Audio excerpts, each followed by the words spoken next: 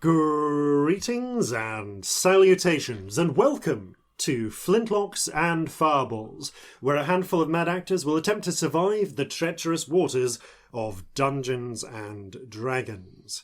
I am your host and Dungeon Master, Jason Phelps, and I am joined as ever by Robbie, I'm a little teapot, Bellekom.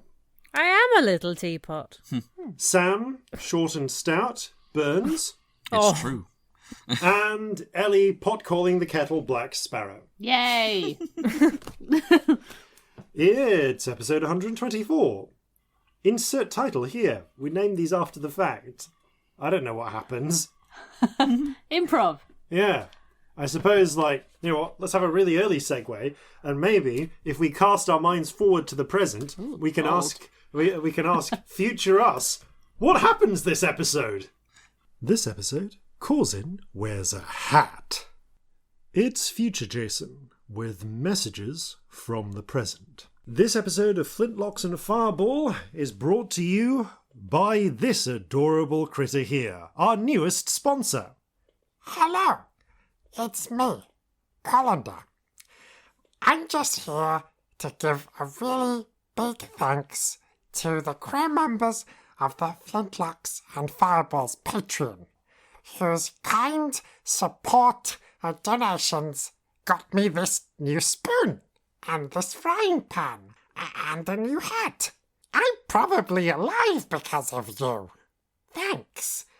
In return, I offer a host of offerings of extra content, bonus features, blog posts, extra stories narrated by the cast, and a monthly poll. I'm told you can check it out at patreon.com/Flintlocks and Fireballs, and there's a link in the description. Now, I'm going to go and eat some rats. Bye-bye. This Saturday, the 5th of December at 2 p.m. GMT, we have the honour of guesting as part of Dragon Meet 2020's online podcast zone. We'll be running a 2-hour one-shot that will take part in continuity with the regular cast and characters. You can check that out on our Twitch stream at twitch.tv/Flintlocks and Fireballs, live on the 5th of December at 2 p.m. GMT, link in the description. And if you miss it, fear not. This will be available in our regular audio format as bonus content in a few weeks' time. Thank you to Dragon Meet for hosting us. As before, we are an affiliate of Zavvi, fine producers of nerdy garments and handy household items. Remember, you can click through the affiliate link in the description and use code FLINTLOCKS20 to take 20% off clothing and FLINTLOCKS10 to take 10% off not clothing. Once again, we're involved with the online group heist game Agent Venture, the most fun you can have on a Zoom call while keeping your shirt on. Pull off a heist, infiltrate a base, and save the world with only a laptop, an internet connection, and your socially distant friends. Check out the link in the description and take advantage of their special festive vouchers at agentventure.com. And that's it for announcements this time. Back to you, Boss Jason. Just for fun, we all well, here at the table at least, that I can see, we all froze like a still frame for a moment while that was happening. Yeah. Just imagine that retroactively throughout the whole of future Jason's message. Yeah, we all eyeball microphones. Yeah, weirdos, absolutely. as though we're expecting to hear something back. Maybe one day we will. Well, maybe we do already. You don't We know. just don't tell you. Those of us who have come, those of you who have come to our live shows know what actually happens during that brief pause. Yes. And Yes, the we only do. way you can find out is someday when those can happen again. Yeah, or on Twitch. Or on Twitch, Sometimes actually. at cons. Sometimes, yeah. And maybe other times, we don't know. We Leave don't us know. alone. Oh. I suppose you could always break into our house in the town of Reginaldsville. That's definitely a town in the UK. That's where we all live. Where we Yeah. all live. It's kind of coincidental we all happen to live there. Yeah. Yeah, it's crazy. I live at 1 Reginald Drive with Jason. Sam lives at 2 Reginald Drive in Reginald Town, and Robbie lives at 3 Reginald Drive. Which is strangely on the other side of town. There's actually like Reginald Drive is like an orbital road. Like we get a lot of like dual carriageway traffic. It's really bad. Yeah, there's a lot of it's the Red Shear bypass as well to consider.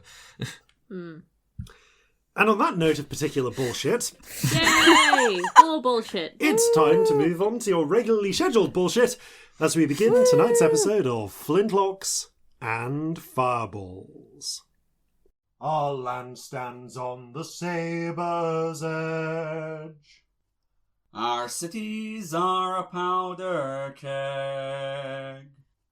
Brother chains brother, no one's free. A life on land is short, you'll see. So gather your muskets, gather your spears, we'll plunder the shores of Calcinea. No kraken, storm or spell we fear, so come and sail with us, my dear. Previously on Flintlocks and Fireballs. The siege of Newmark is underway. The party are now, what must be perhaps 4 days into the siege? Kind of hard to tell. For it is the 14th of Falling Leaves, 1798. It's also Clara's birthday. And I think 1 day before Corzin's, if I remember It correctly. is. It is. Oh, Indeed. no. To get presents for Corzin. We need to get more presents. And 7 days since Scamp's.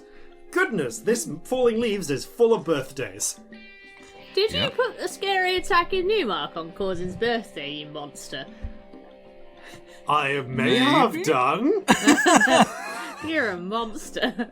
I can hear your facial expression, Jason. You can. I know you've got it right as well. I can feel it. Yeah, that could certainly have happened. That In could any case- certainly maybe possibly going to happen, Yes. give or take. Yes. In any case, there has been a back and forth. Following the initial ship battle, and these outside of the city of Newmark and Hickory Island, on the tip of which is the central part of the city, with 2 portions on the west side, along the other side of the West River, and indeed on the eastern side across the River Hound, which is just a little bit more than 1.5 miles away, possibly 2 miles away, is Fortress Beatrix, currently held by the Osirian Redcoats, while the defenders hold the battery here on the tip of Hickory Island, facing out towards the sea. There has been a lot of surreptitious warfare going on, while the army on the exterior prepares for its next assault, as the defenders desperately scrabble to try and gather what resources and materials and allies they can. Despite having the defensive advantage, they are, as we believe we mentioned at the start, outgunned, outmanned, outnumbered, and Every time. outplanned. However, the party have made some serious inroads, successfully dismantling the unit of illusionists known as the Masquerade by taking out 5 of 6 of their members, has definitely taken away a critical asset from the Osirians.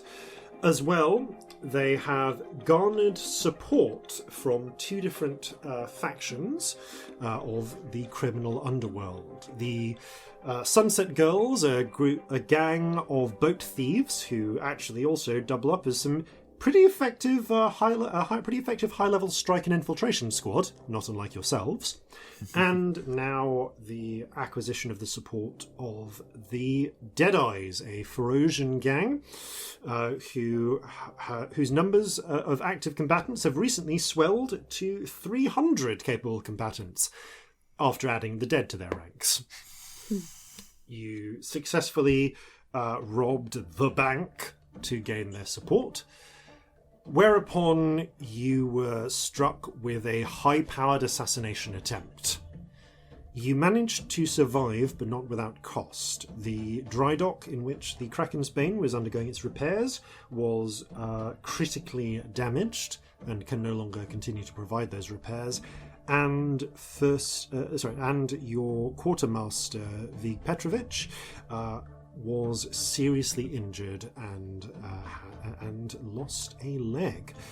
Has just been fitted out with a lovely new wheelchair and a lot of painkillers following overnight surgery.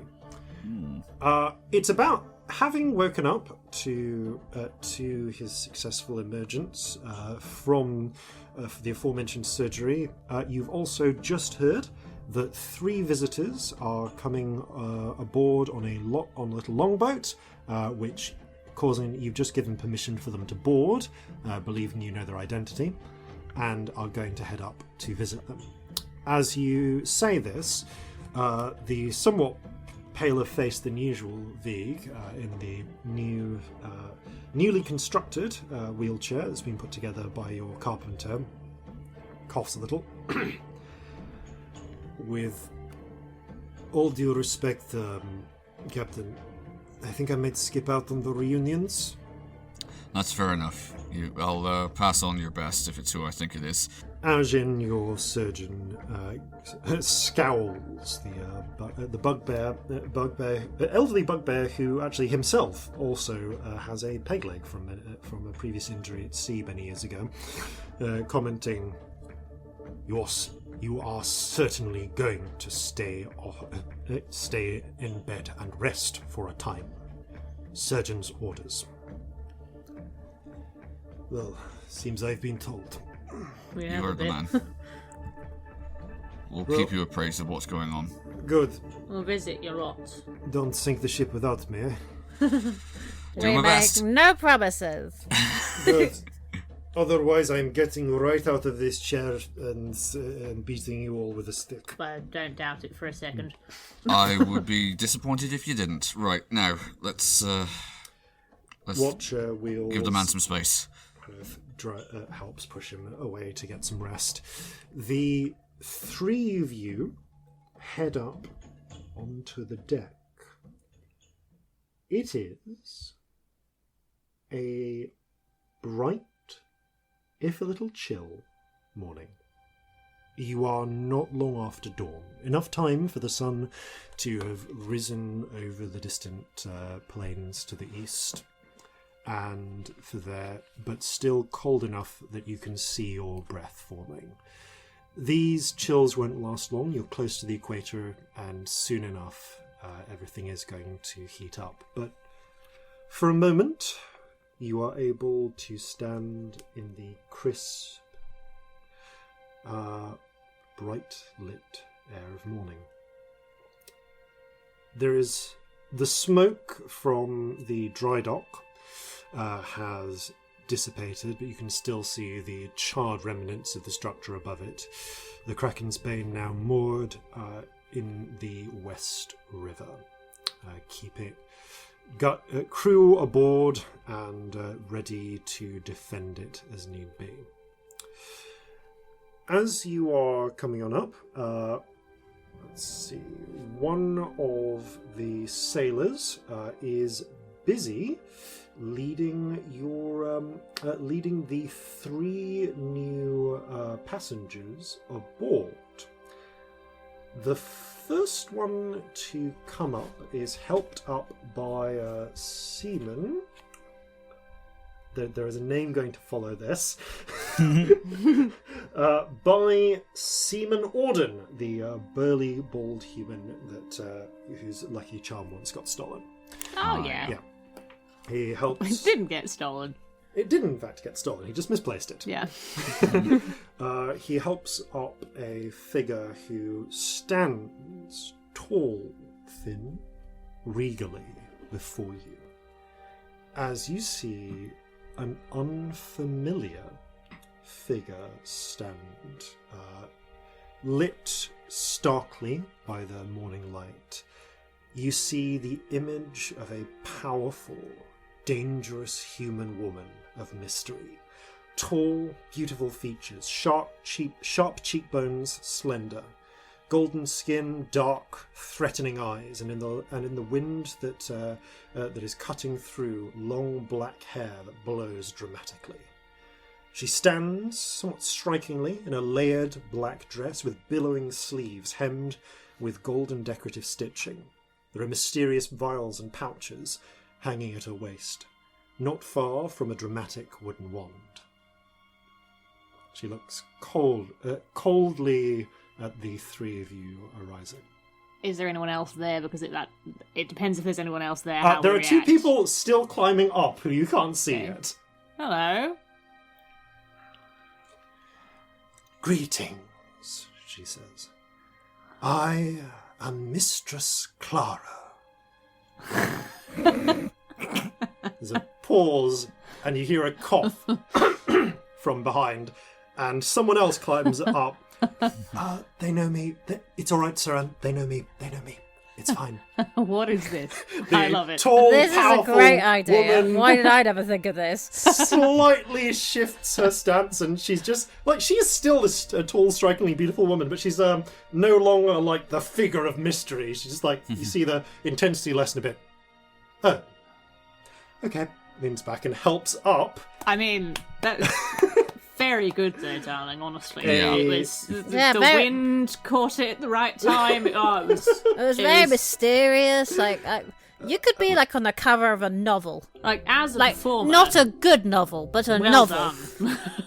Thank 10 you. out of 10 for presentation, I'm sure we'll all agree. You see she helps a couple of shorter figures get up. One, you immediately, both of which you immediately recognise.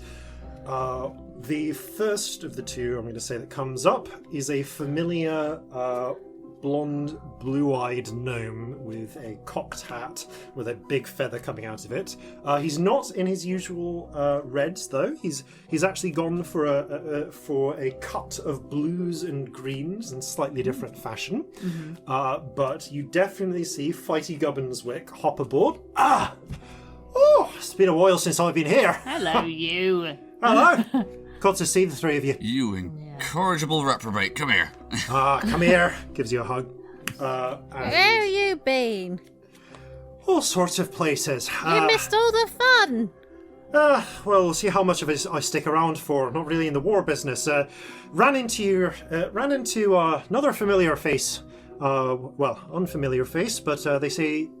But she says she knows you pretty well. I don't think you actually that Fighty and Clara have ever actually met. No, I don't think so. As you do see, stepping out from behind Saran, the tall human woman, is a much shorter girl. Clara. Flat blonde hair in a tail, and she has a sallow, pale face marked quite starkly with pox scars, sunken beneath dull grey eyes.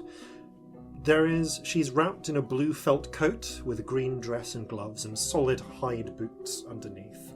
The trim of the coat is actually adorned, unlike it was before. There's a repeating blue, white and green checkered pattern of an unfamiliar style. Clara looks tired, but she smiles widely on seeing the three of you. Clara, hello. Hello. Corzin will just hold out his arms for a hug. She comes over and gives you a hug. She's taller than you now. Clara's actually gained an inch. I engulf both of you with my massive Not tree as arms. much as I have. Look how tall I got, Clara. I have missed you. I've missed all of you. We've missed you so much. It's been so long. Saran, I guess meet my family. They helped me out escape from Olga. Celestia Stardust, Scamp, Corzin Horhace. Meet Saran. Saran gives a somewhat performative bow and it's not quite the same sort of flaring bow that you would give Celestia. It seems more courtly, but of a slightly unfamiliar style, like low, down to about 45 degrees, sweeping one arm to the side. I give her a much less performative, much less. Oh my god, what was the word you just used? I'm going mad. Courtly? Courtly, there we go. My brain was going cooperative. Cooperative, that's not the word, hun. But that's not even slightly relevant. I give her a much less courtly bow, but equally performative. And then I step near here and hold out a hand. Celestia Stardust, nice to meet you. She hesitates for a moment, takes the hand, shakes. Always appreciate an entrance. Well, it Welcome helps with it helps with the work. The work? What do you do? I am an actress. Oh, Haven't met one of those in a while. Interesting. no. So much of that work going at the moment. How did you and Clara cross paths? How's the job market? I am doing a lot of touring theatre, Lovelace. Oh, right. Would I have seen you in anything? Have you been to the Imperial Court of Wei Shun? I have not. I'm not sure I know what that is. Then you have missed me at my greatest. What did you do? Oh, Tell me like everything. I was the star of the opera there. How do you do opera? Indeed. I was also courtesan to the First Minister until her wife came back. How did that go? We did not get on. Fair enough. My career in Wei Shun came to an abrupt end, That's and unfortunate. she lost her entire wardrobe to a mysterious fire. Where could it have gone? How did So it happen? if you say that was your greatest, does that mean you'll never be that good again? That seems very down on yourself. You should be more confident in your abilities. What is the word in Jovan? Is it cocky? You are cocky. Yes, they are. All the time. Frequently. They have reason to be. Cock. What? Clara, it's your birthday. It is. It is. Happy birthday! Have another hug right now. Come here. I pick her up. Jeffrey drew you a card. Jeffrey It's just holds some up like shit on a piece of paper. of paper smeared with, mercifully, you realise, brown crayon. Ha. There is a streak of yellow. You think, in a very abstract sense, it might be Jeffrey holding a banana, or it might be a series of random brown and yellow crayon marks.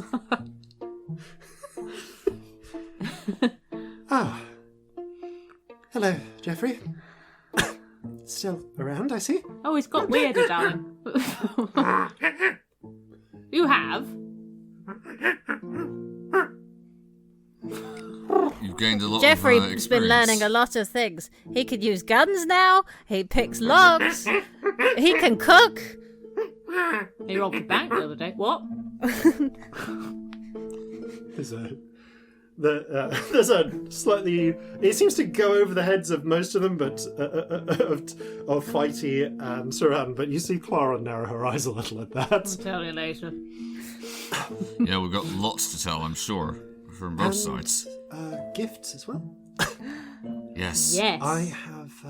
I'm sorry I missed your birthday, Scamp, but I got you something. I got you something as well, Corzin. Oh, thank you. I can't remember when. Corzin's birthday. She gestures like downwards. Corzin's birthday is. Oh, little Corzin. Yes. Oh, no. It's been months ago, I think now. It's Ages like a good ages month ago. or two. It's the 12th of Falling Blossom. Oh, no, that's fair. Well, I was able to get some honeyed cakes. Perfect, you'll love that. They're very expensive. It's a bit cold. Do you have Yeah, come on. sweeps Let's go somewhere dramatically. warmer. Let us We'll go go to, my somewhere stateroom. with food and drink. Yes. Yes, let's do that. Take me to your abode. 100%, let's go. Is Molly on board currently? Molly, who's just about at this moment comes out of the stateroom, hearing the sounds like. Molly, I ran into some old friends. I'll say you did. I don't think Molly's ever met Clara, so if she would go, That's weird. Yeah, so she go, Fighty. Yeah. Good to see you. Good to see you. Yeah. Where is Fighty? Good to see you. Runty little bastard. Good to see you too. Been up to any good scraps lately? Also, I have. Yes, Jason. Put the two fantasy Irish characters together and distinguish them. It'll be fine. Oh dear. I did Yeah, think, I can tell these two have never you're been in going a to room regret together. that. When you started talking as though, I was like, you're going to be upset in 10 seconds. Oh no. There's a little. There's a bit of a. She looks back and little Corzin, rubbing his eyes a bit, comes out yawning. Oh, when's breakfast? Oh, hello.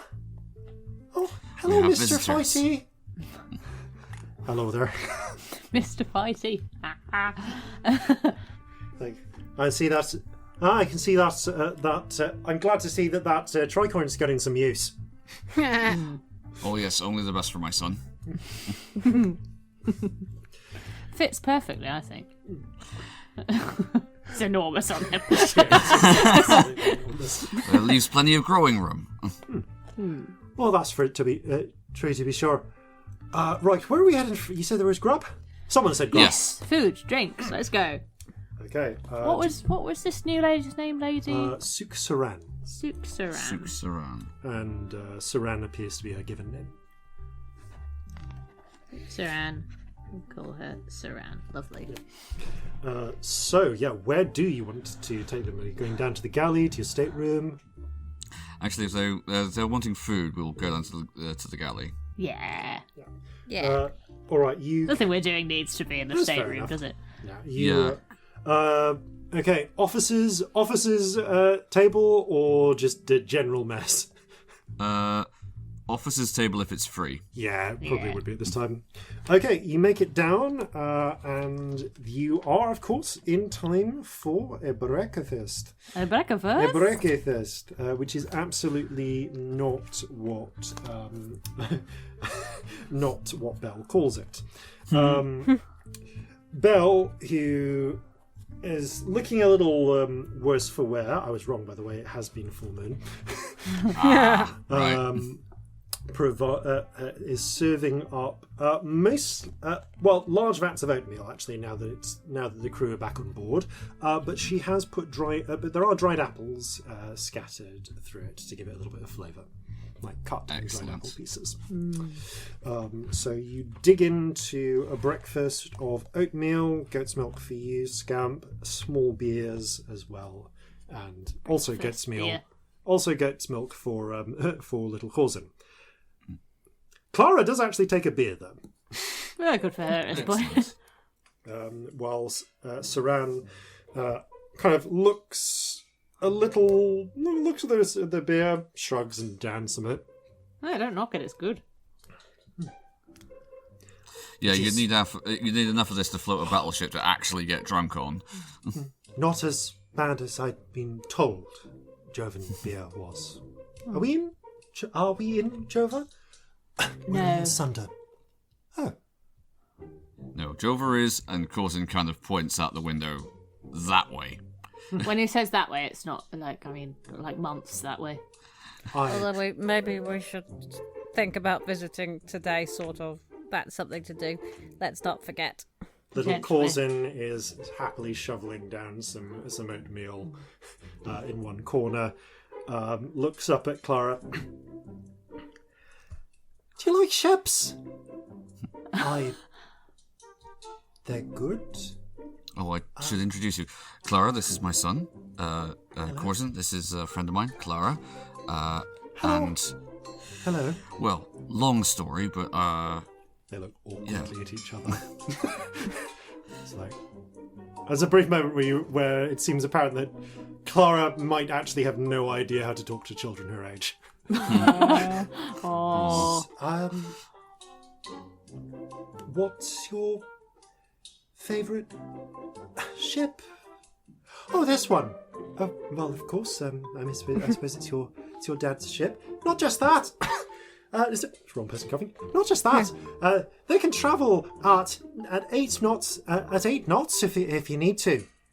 Right. That's one of the fastest ship times in the world for a ship of this size. It is. Yes, absolutely. It actually goes even faster. Scamp does the windy thing. Really? What's your favourite type of ship? Oh dear. One that, like sort of 5th rate, 4th rate.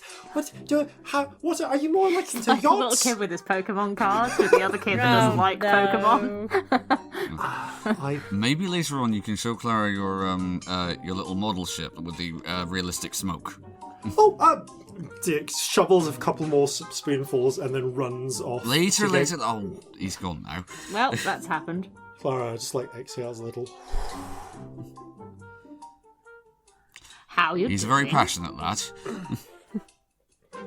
Oh, we've been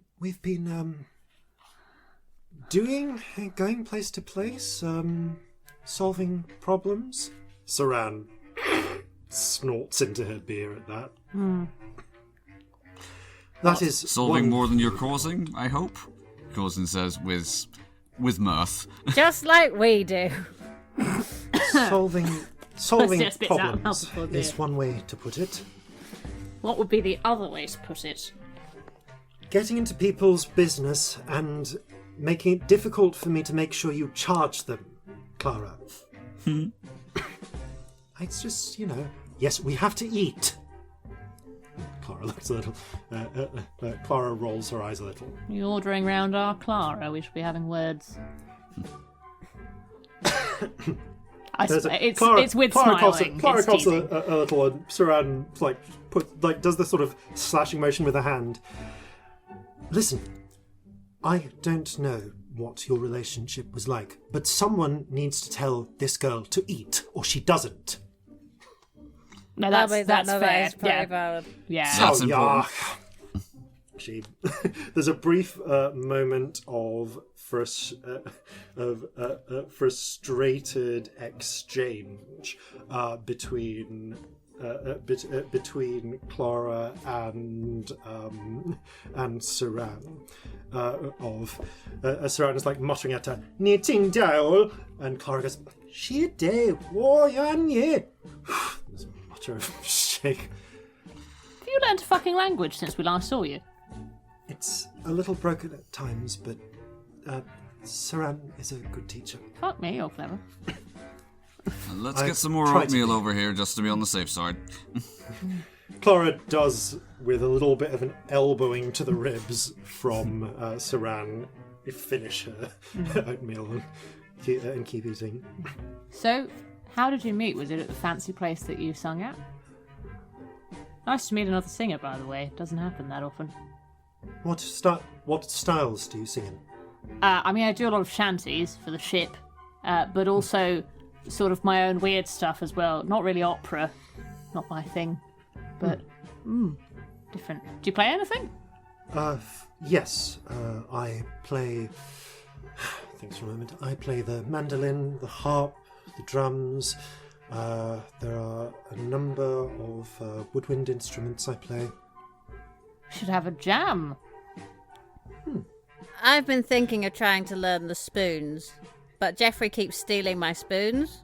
Jeffrey shoves another spoon from the table down the Jeffrey, dress skirt. where are they going? Is that I where all never Belle's- find them. That where all What are Belle's you fucking doing, spoons Mum? have been going. You She's see, been there's moaning like for a ages. ring of spoons hidden under the grass, like of the grass skirt, like an armour. I'm going to tell Belle on you. Jeffrey. Oh,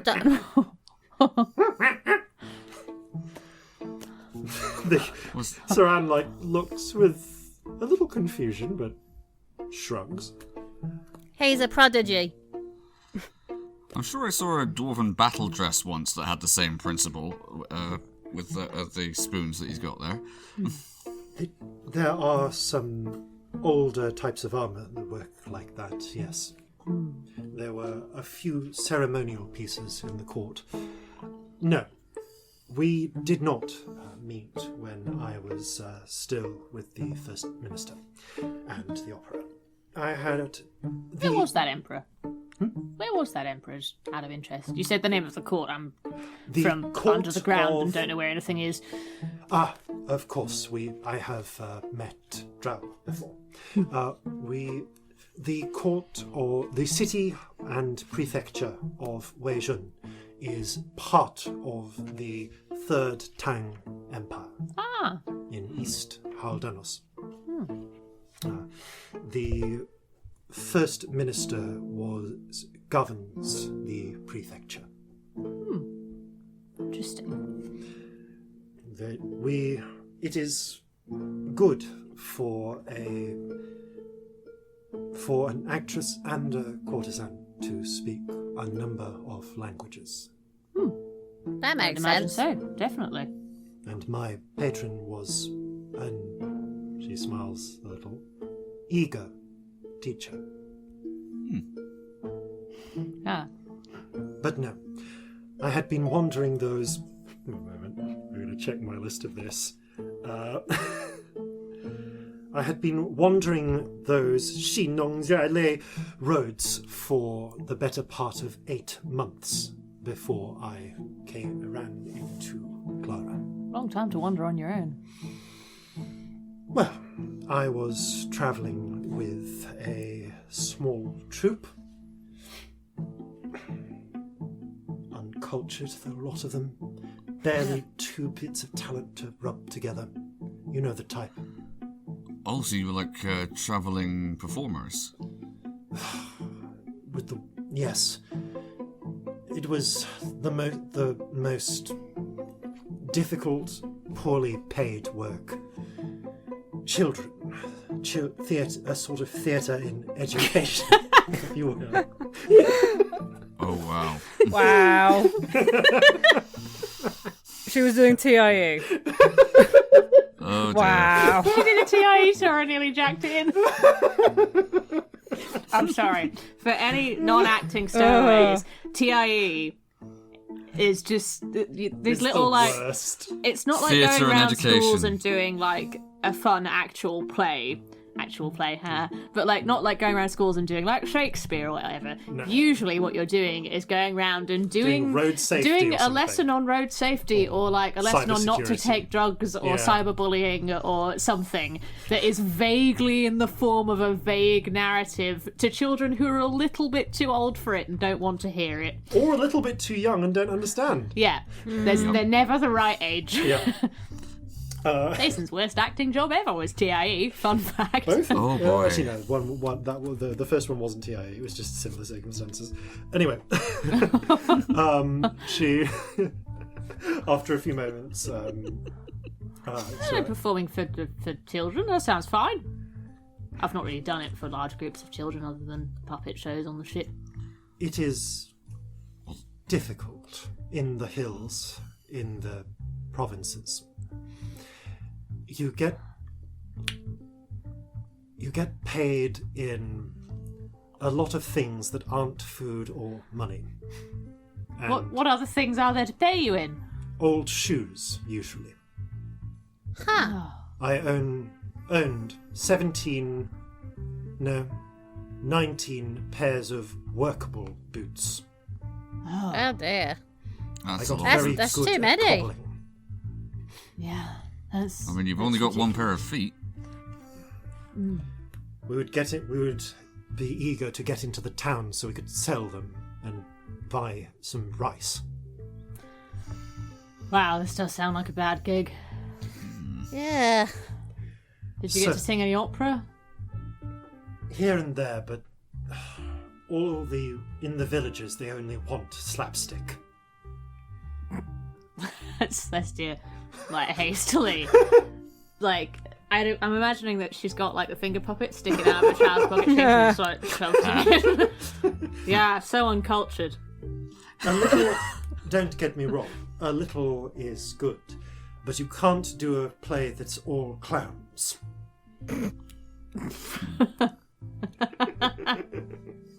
In this TIE tour that Jason did, there was about a 5-minute scene of him just repeatedly falling over, basically. Oh. There wasn't much other content in that scene, as I recall. No, there wasn't really. Oh dear, I appear to have accidentally put a This is self-insert autobiographical. today. I'm sorry, it is. Anyway, moving away from that. Oh, I don't know. I saw one which was hilarious. It was like sausages, an alligator, and then a policeman turned up. It doesn't matter. Sounds like a confusing story. Yeah, it was, actually. Excellent. Mind you, I put some real shit in the puppet shows, don't I? You do I puppets. think they are works of Yes, art. yes, I do puppets. I get out my finger puppets and put them on my hand. Got a couple more down here. Loads of them. Slight raised eyebrow, but a nod. I somehow forgot to mention this, but Saran has come up with two suitcases that she pulled up after making the dramatic entrance. Yeah. Opens one of them, fumbles through, and you see her bring out a hooded lantern, some sheets of rice paper, and some black card cut into various shapes with sticks attached. Ah. What are those for? I know a little puppetry myself. Do I know what shadow puppets are? I feel like the Underdark isn't fun enough for them, which is why I'm not reacting. Would there's they not a lot not of light. also be made of leather rather than card? Actually, it at would be this leather time? in this period. Very, very You know thin. better than me. So They're leather bashed puppetry. so thin they let light through and you can colour them. Oh, I love that. That's so cute. They are gorgeous. Yeah. So yeah, there is a yet to be put up shadow puppet. I could do a show sometime. Yes. Please do. I'm sure they'd love a Sounds departure intriguing. from the usual for a change. It's usually me behind a barrel. I met Clara when she was causing trouble in the hills. I was helping people out, causing trouble in the hills. What were you doing? I look at Clara. Tell me everything. They are having a problem with some ogres, and the ogres were having a problem with some people. Okay. She So what started a coup. A coup. Wouldn't put it like it is. I understand that is the word for armed replacement of power. Yes? That you sounds do a about Chinese- On a right. ship, that would be called a mutiny, but Did you go do on. an ogre revolution? Only a small one, and it worked out. Listen, Oh, tell me everything. I mean, there's not a lot to talk about. The clan of they call themselves the Ogwai, the ogres. They were they were they were bandits. Right, basically, they were attacking the local villagers, kind of in a very ogreish sort of style. Had been for a long time for food, and well, at the same time, there were these other bad guys. There's a face palm from Saran. Okay, Clara, you are bad at storytelling. Oh dear. Go on then. Picture this. It is the Valley of the Fallen Lotus. There are 7 villages, each of innocent goblin farmers and herdsfolk, each of whom are struggling to get by. Since time immemorial, that's the phrase, right? Yes. Since time immemorial, the Ogwai of the hills have come down. They have stolen sheep and cows. They have stolen people, kidnapped, ransomed. But In the last 5 years, the raiders have come. Driven from the plains, horsemen, a hobgoblin tribe, the 3 vipers. They seek to gather soldiers for their army, to gather supplies, raids, trophies. I'm going to start doing little minor illusions of all the things that she's saying. Like, it's just like a picture where, like, things shift, like stop motion, but it's just like a hill with, like, one set of people on one side and one set on the other side, and, like, the things that just, like, very small on the table, you know? I will help out so it's slightly more elaborate. There's a pause where she acknowledges this happening, and I can stop if you want. It just no, felt it's like like a good just scene a halt set. for a moment in the flow, and then continues.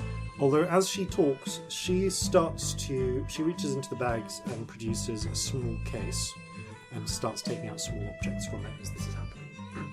Oh, if you've got your own, I can... No, it's not. She gestures for you to continue. With the arrival of the... you said 3 vipers, didn't you? Yeah. With the arrival of the 3 vipers, it was too much for the villagers to bear. Their militias strained. Soon starvation was rampant, and many began to talk of fleeing their ancestral homes. The government distant, the army slow to respond, uncaring about their woes. Then, into the midst of this, came a sorceress. I'm not a sorceress, you know that. As far as the punters are concerned, you are a sorceress. A sorceress! And wise woman Minor illusion of and crown great onto Clara. power. Wise woman of great power, if small stature. Oi, it's true. Tiny little Clara appears in the minor illusion hills. Never judge people by their size. She tried to talk around the villagers to gain them on her side, but all these goblins saw was a strange human child.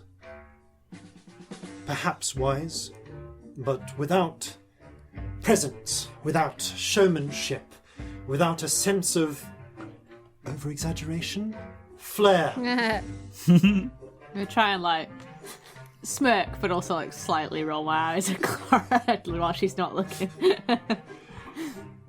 Only one thing was needed. A largely semi-competent troupe of travelling actors. Always essential to any horrifying situation. It was to the great fortune of the young and powerful sorceress, not a sorceress, and the villagers within the Fallen Lotus Valley. The Fallen Lotus Valley. That there was a dispute among pay and the appropriate division of boots. Some harsh words were said. Suffice to say, Like the little minor illusion just goes, "Fuck you!" Like in the village. as she takes out little chess, what look like chess pieces made of slightly of silveryish metals. As she talks, various goblins. One looking like a sort of wise-looking sort of counselor. One looking like a princess or empress type figure. There's an ogre off to one side, a horseman to another. And as you say that, she says, there was indeed a certain amount of Caoni, but let's not get into that. Now, into this, a poor, hungry actress happened to come upon this sorceress and found that there was a way in which we could aid one another. By which you mean to say I had food and you didn't. In exchange for a payment of humble power and something to eat. The like tiny Clara, like the arm, like an arm appears that's just holding out like a sandwich in the minor illusion. It's all very still, like it's just images, but just like a sandwich. The actress agreed to be the face of the young girl. The sandwich disappears. for a very reasonable 50-50, 70-30, 70-30 split of any takings, which would have been a wiser decision had she not realized that the young sorceress was repeatedly going to refuse payment. I mean, they need it more than I do. We need to eat, Clara. Anyway,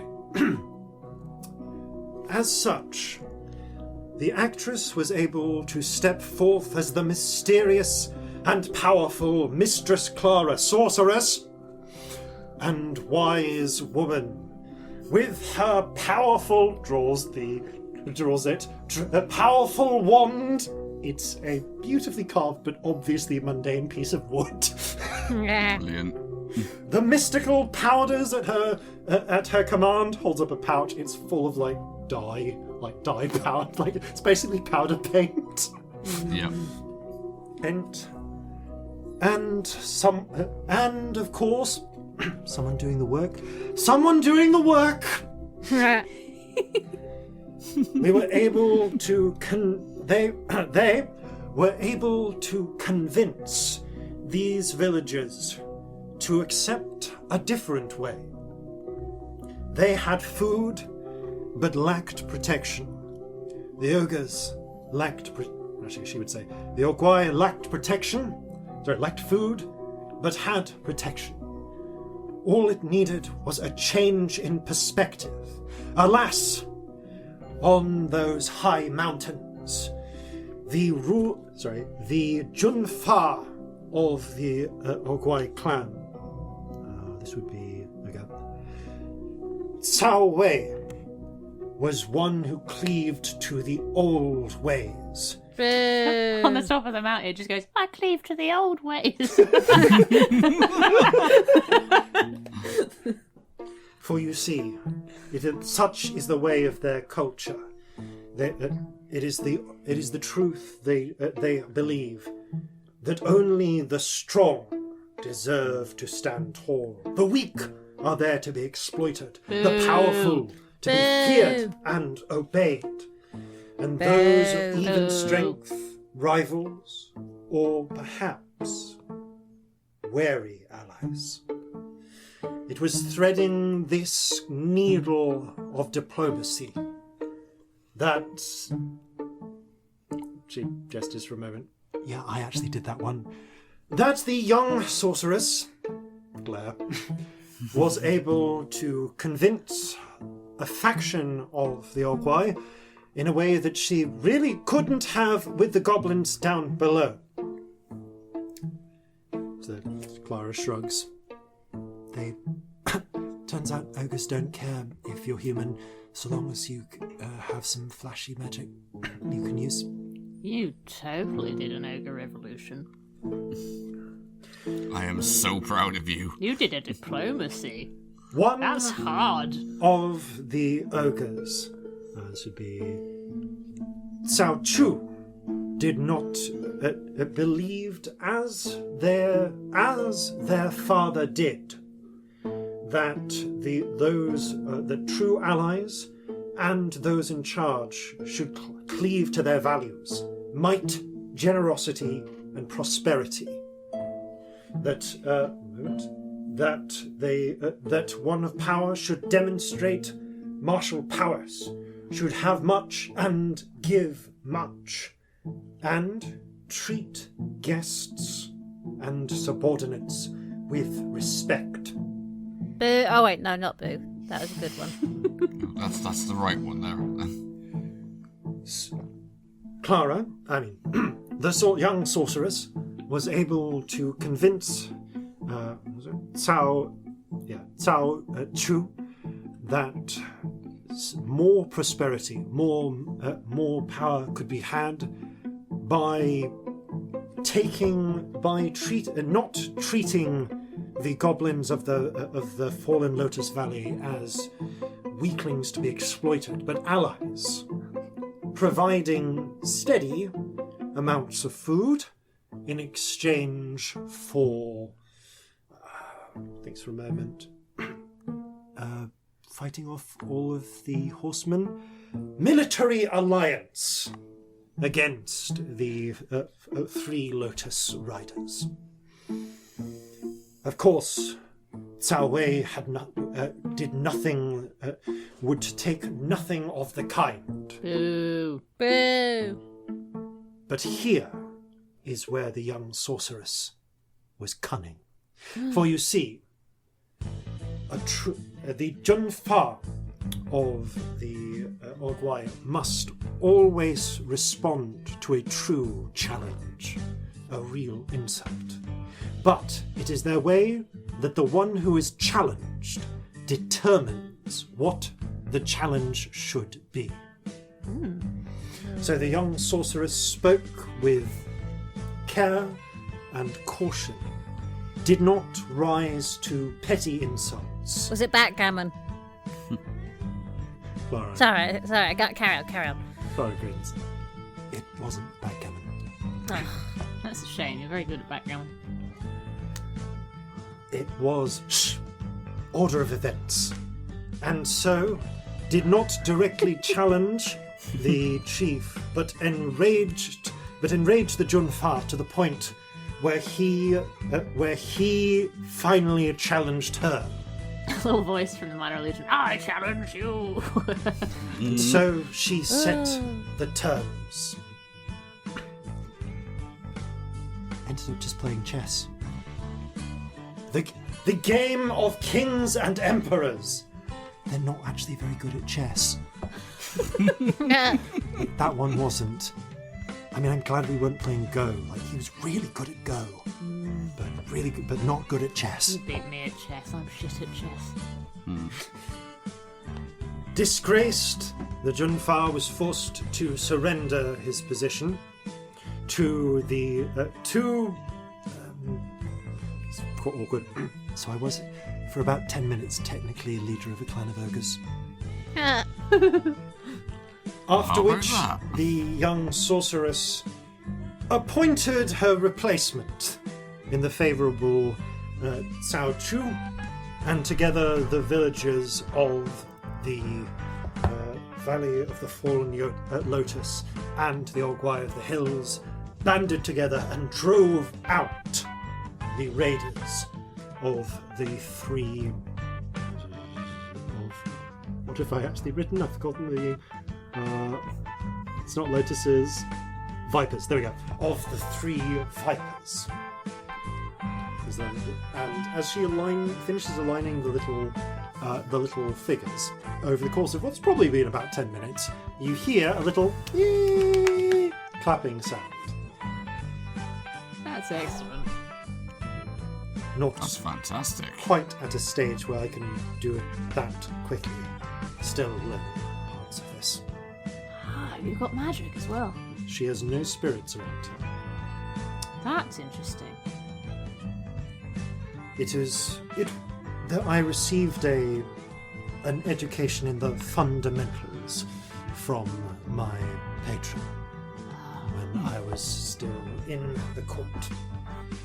A woman of the court should have many skills, and magic is the skill of rulers. Very interesting. No, I've never met another performer magic-y type person who doesn't have spirits. It's interesting. Ah, I see. You have a god with you. That makes sense. Not a god. Like, the rainbow spirit, by the way, has like been super interested in her this whole time. It's been like floating in and out of her hair and like going round her, like, who's this? Because she's kind of performing. Translation issue there. I mean more of a sort of so we had Setsuo Shen. Setsuo Shen. Like the more of a like Setsuo Shen, the toilet god. Who the fuck is the toilet god? There's He a is god the of toilets? that ensures you comfortably make toilet. Okay, if anyone ever makes me be religious, I'm going to worship the toilet god, and not a soul alive can stop me. Really, do Probably not someone offend the the toilet crew who god. already worship that deity. What happens if you offend the toilet god? People worry Best not about ask. offending the gods, the general and war gods, but you shit every day. How often do you go to war? That's a Well, very good point. You make an personally, extremely good point. I mean, we go to war a lot, but I do shit more. Yes, Clara, you do seem to have brought us into a siege. Welcome! I told you there was a bit of a problem going on. A siege. Clara. Sieges can be problems. it's alright. They're going to try and break it like tomorrow or something. Always possible, they like opera. Anyway, well, thank you for telling me, telling that story. It actually sets up how I can a couple of my gifts Oh, for you. Oh, So we have the- gifts for you too. yes, we do. It's your birthday. Oh, brief moment where she like stares and shakes her head. Yeah, Oh, you're right. It's been a Hand long on year. shoulder. Squeezes your hand.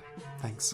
Put my hand over the table. towards her, but One hand seems to be enough for Clara. But no. So we got payment after Saren insisted. The Saren nods. She wanted all of it in favours. You never know when you're going to need help.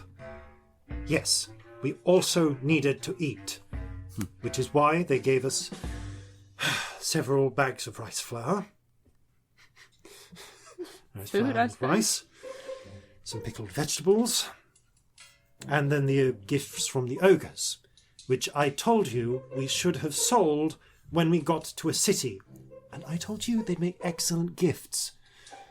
There's a rolling of the eyes from Saran. We did sell some of them. We sold the gold lion statuettes. Yes, and then you spent it all on those powders and... Look, the alchemy's important. I need it. Yes, I know. Anyway, how would you expect Clara here to be a magnificent sorceress without all the powders? I'm interested. I know she needs the powders. I know they're important. I'm just saying we could have paid for for clothes that I didn't have to essentially beg from another theatre troupe. We could have a house. We could have gone to the spa. The spa, Clara. I mean, the spa's kind of overrated. Oh, maybe the spas in Jova are overrated. Let me tell you, in Weijun, they know how to have a spa day properly.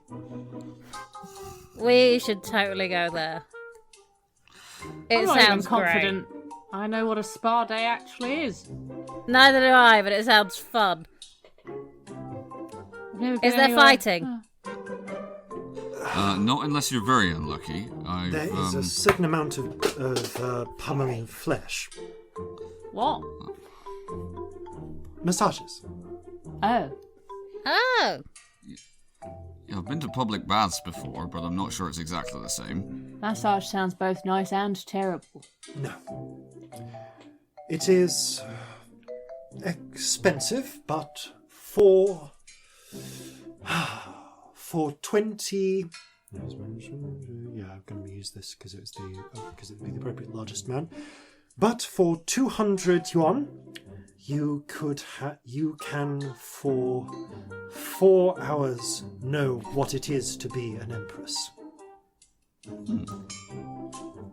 I'm trying to pretend that I wouldn't do that, but I so would. Of course you would. Anyone would. That's why it's so expensive.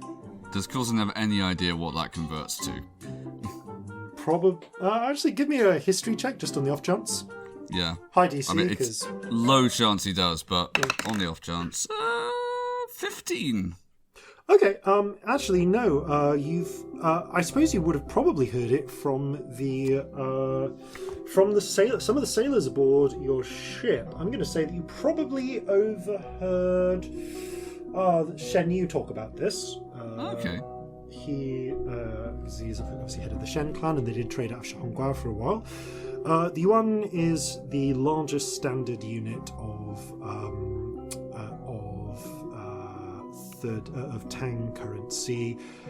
It's broadly equates to around 20 to 25 gold pieces. Okay, so Like 200 gold of them. Yeah, Right. yeah, 200. So it's loosely a 10-to-1 conversion rate. You'd guess that the yuan is probably equivalent to like a silver shilling. Right, okay. So what does that mean 200 is? So 200 would be 20 gold. Oh, yeah. Okay. Yeah, 100% I'd do that. 20 gold is a lot for most people. Yeah. Yeah, but still, yeah, okay. Well- You see Corzin go a little bit distant there where he's doing like the calculations in midair. Well, if we ever go to Haldanos, I shall make sure to have a spa day. We should Very do that. exciting. Sounds like fun. What if they have spas here? That sounds fun. Well, that would be most relieving. Although I always feel like if I relax too much, I might just die at this point, so, you know. I feel kind of like we might just fall apart. Like the only thing Yeah. holding us together is stress these days. Yeah, like dolls, you know, just my head will pop off and... Yeah. You know, I think I actually want to act my age for a moment. Presents! I have presents to give you. Yes! I'm you sorry, do. I'm sorry. Yes, let's do presents. We have presents for you too. Presents are fun. First of all, And never apologise for acting your age. there's a bit of... it's about this point that, speaking of people acting their age, little Corzin comes down with the ship. Okay, so, if I set up like this, then you see it'll make the little smokes when you pull the cannons and... See? It only happens sometimes, not when I'm on my own, but sometimes when I bring it out, it happens. It's a mystery. No one knows po-faced. how it happens.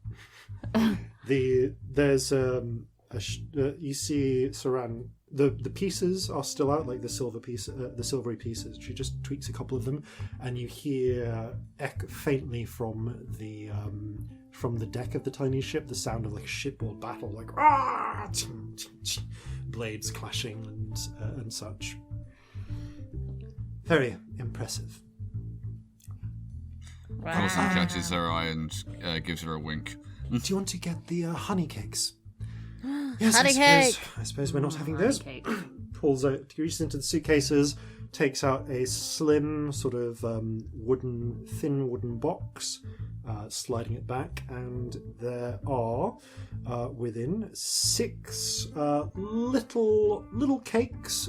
They are stamped with Haldanic markings on top, and and just appear to be these nice little, like, bright yellow little cakes. Not quite like sort of solid cakes almost, looking at them.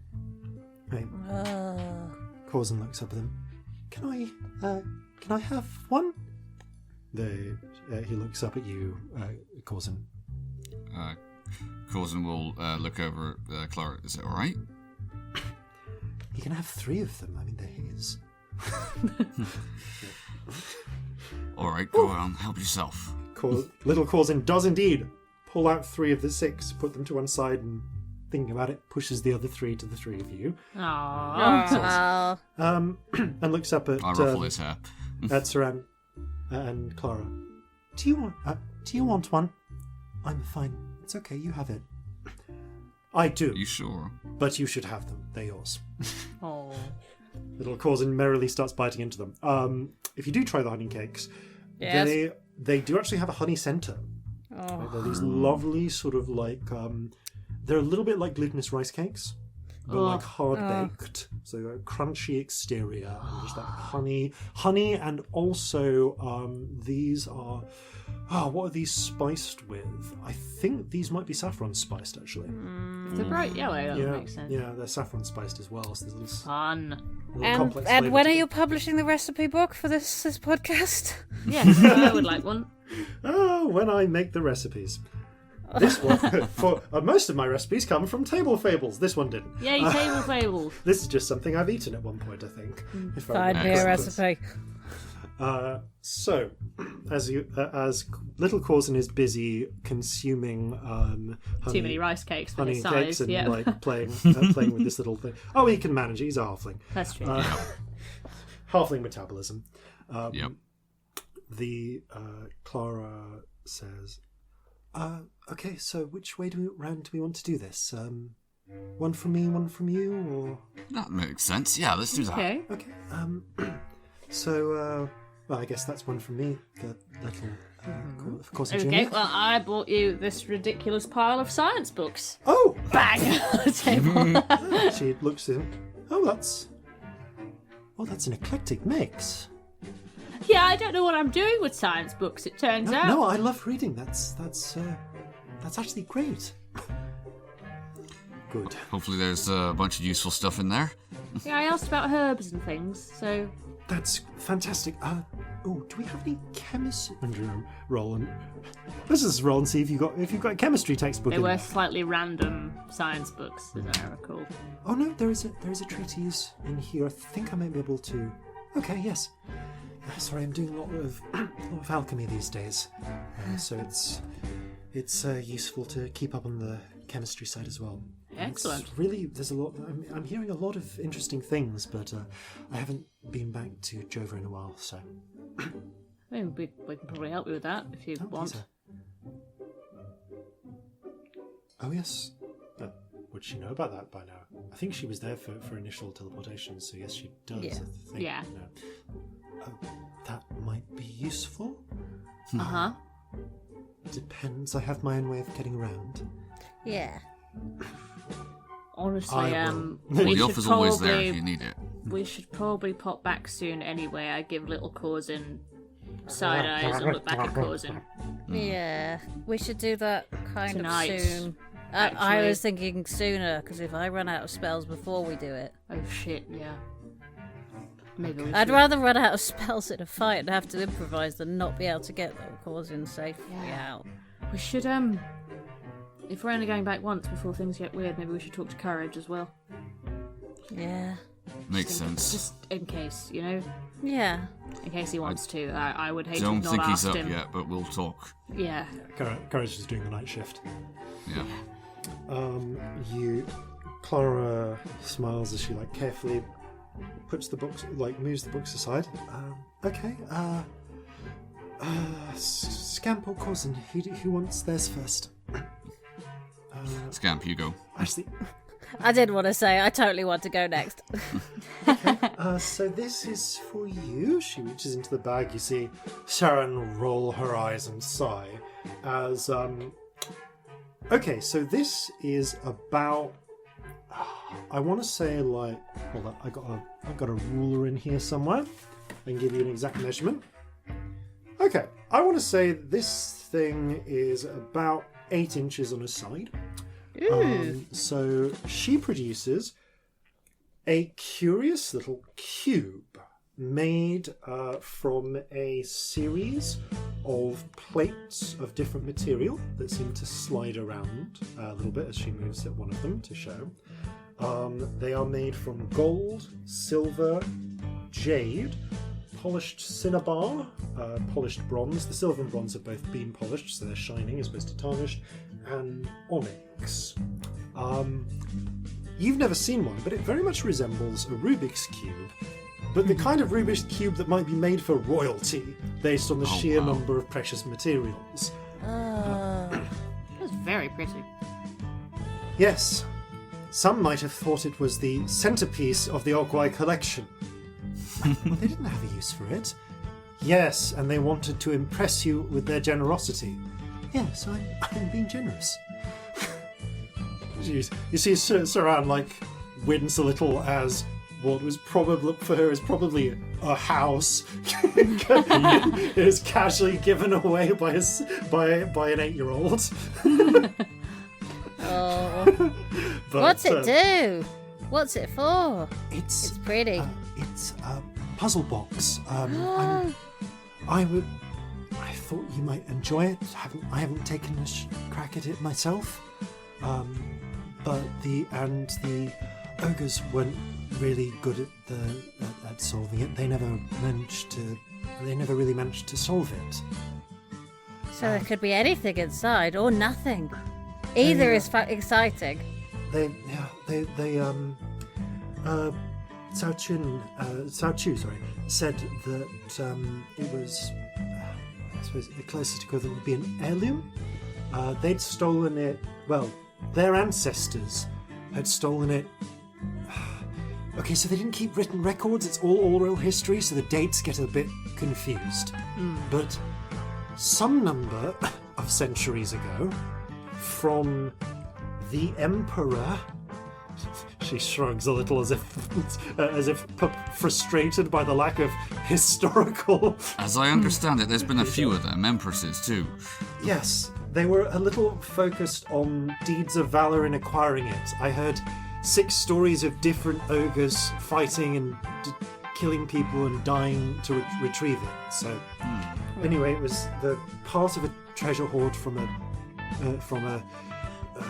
really powerful Junfa back in the day. But anyway, they've had that for centuries, supposedly from the Emperor. Some might say it was worth, what is the phrase, a few bob, I think?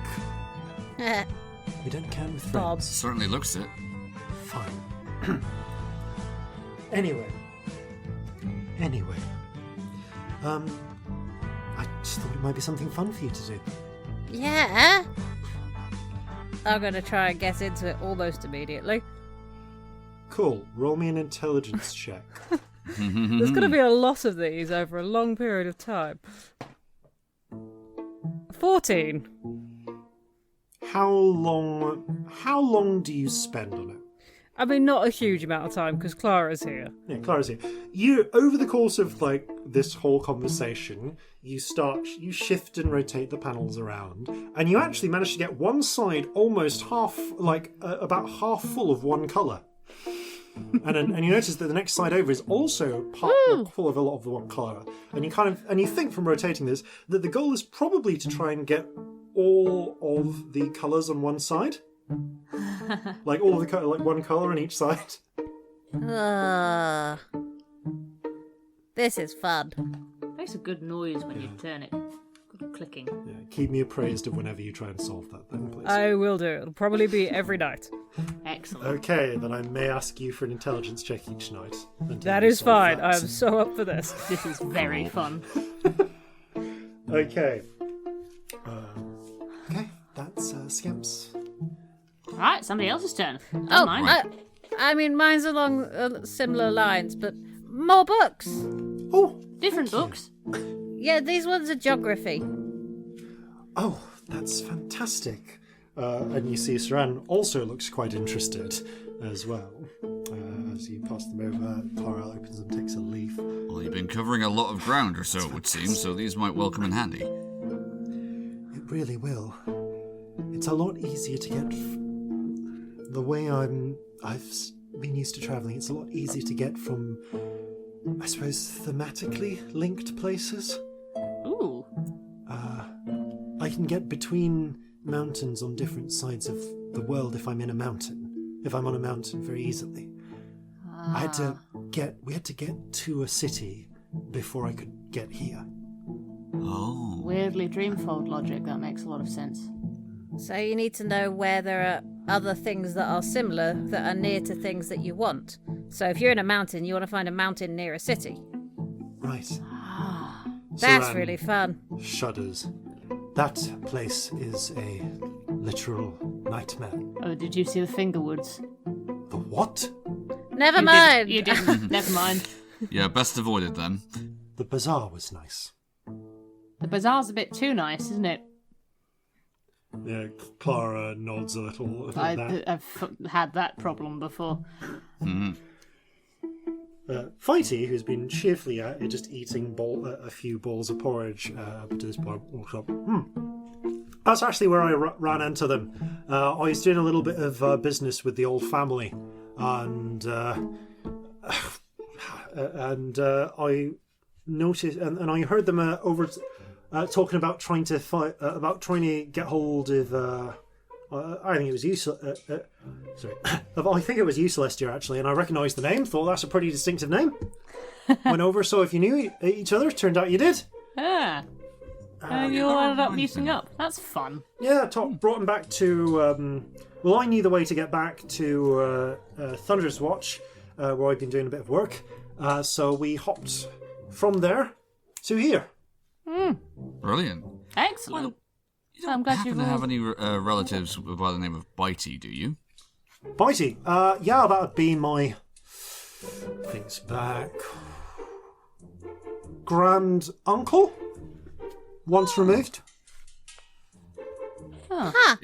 Interesting. I think we maybe came across someone who knew them, and I wondered if it was a family naming convention. I mean, that'd be...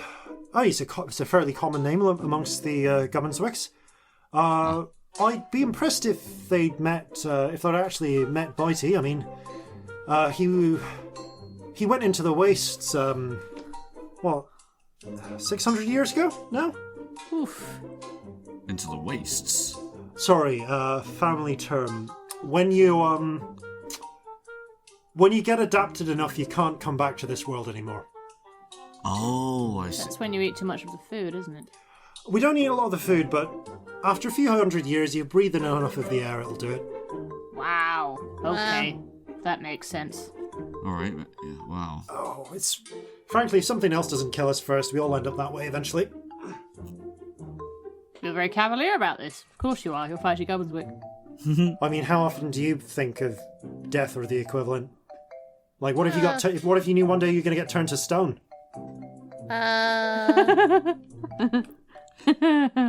Cecile laughs a little bit too loudly and just puts her head in her hands. It's been a weird week. It's been such a weird week. Yeah, I was turning to stones a little close to home at the moment. Sorry to hear it. It's alright, I'm fine now. I got better. Well, I'm glad it's... could have been worse. You could have come up against one of those mad bastards who actually keeps cockatrices. Unless that's actually what happened. Not this time, no. This time it was sort of distilled venom in a dart from a bank vault. Clara coughs and nods. Olga used to make that. That's why she kept the cockatrices. It's fucking nasty. Of course. She's not the only one. There's a nod from Saran. Indeed. Well, the reason it's used is it's effective. Indeed. Where I come from, a good alchemist is worth their weight in silver, and a good poisoner is worth their weight in gold. Sounds similar to where I'm from. Promotion is by merit up to a certain point, and then it very often becomes a case of dead ministers' hats. Yes, merit so far and then murder thereafter. I see. Well, the most meritable person is promoted up a step, but after a certain point, the appointments are for life. Right, so job security at any rate. Bit scary, though. Yeah, kind of not so much in the life security, though. No. Ugh. Yes, my patron's wife attempted to have me reassigned as her food taster, amongst other things. Oh, wow, yeah, that would have done it, wouldn't it? Yeah, I think I could count on the fingers of one hand the number of people I've been personally acquainted with who are wealthy enough to have needed, much less employed, a food taster. And it's not a job you give to someone you like, is it? Pretty sure my lot had food tasters. Well, let's just say I took a few revenges upon the on my way out. Not just the wardrobe. She smirks a little. I had the court wizard give her. What kind of pox is it? Is it the great pox you said here? Yeah, great pox. Is that bad? It's syphilis. Oh! Oh, shit. Yes, the court wizard has syphilis, so I convinced him to seduce her. That's quite nasty, isn't it? Yeah, Chitsi doesn't try to get me killed. Wow. That is a lovely place you've got there. Really nice. That's just intense. Yeah. Remind me not to Court piss you life. off. Yeah, court life. I wasn't going to try and kill her. No, That's you nice could be of more you. underhanded Very than that if big. you're posh people, haven't you? As I understand it, the itching wouldn't have started until I was at least 2 weeks gone. Nope. Smart. More presents!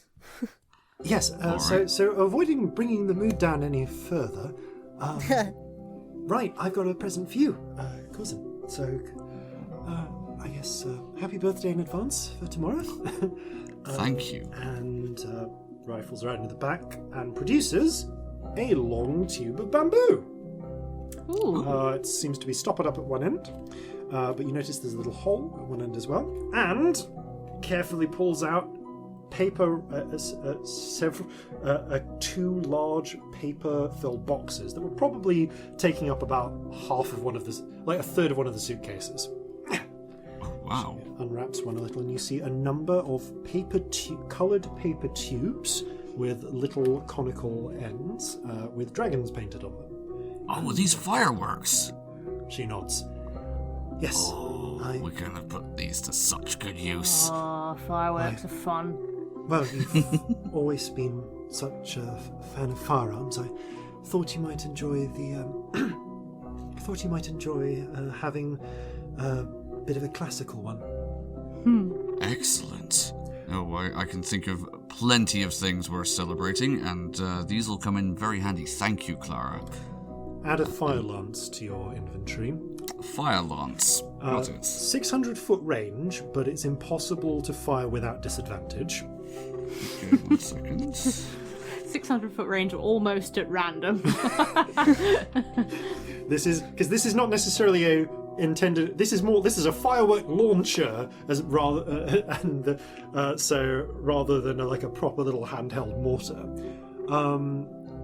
So you have 40 fireworks.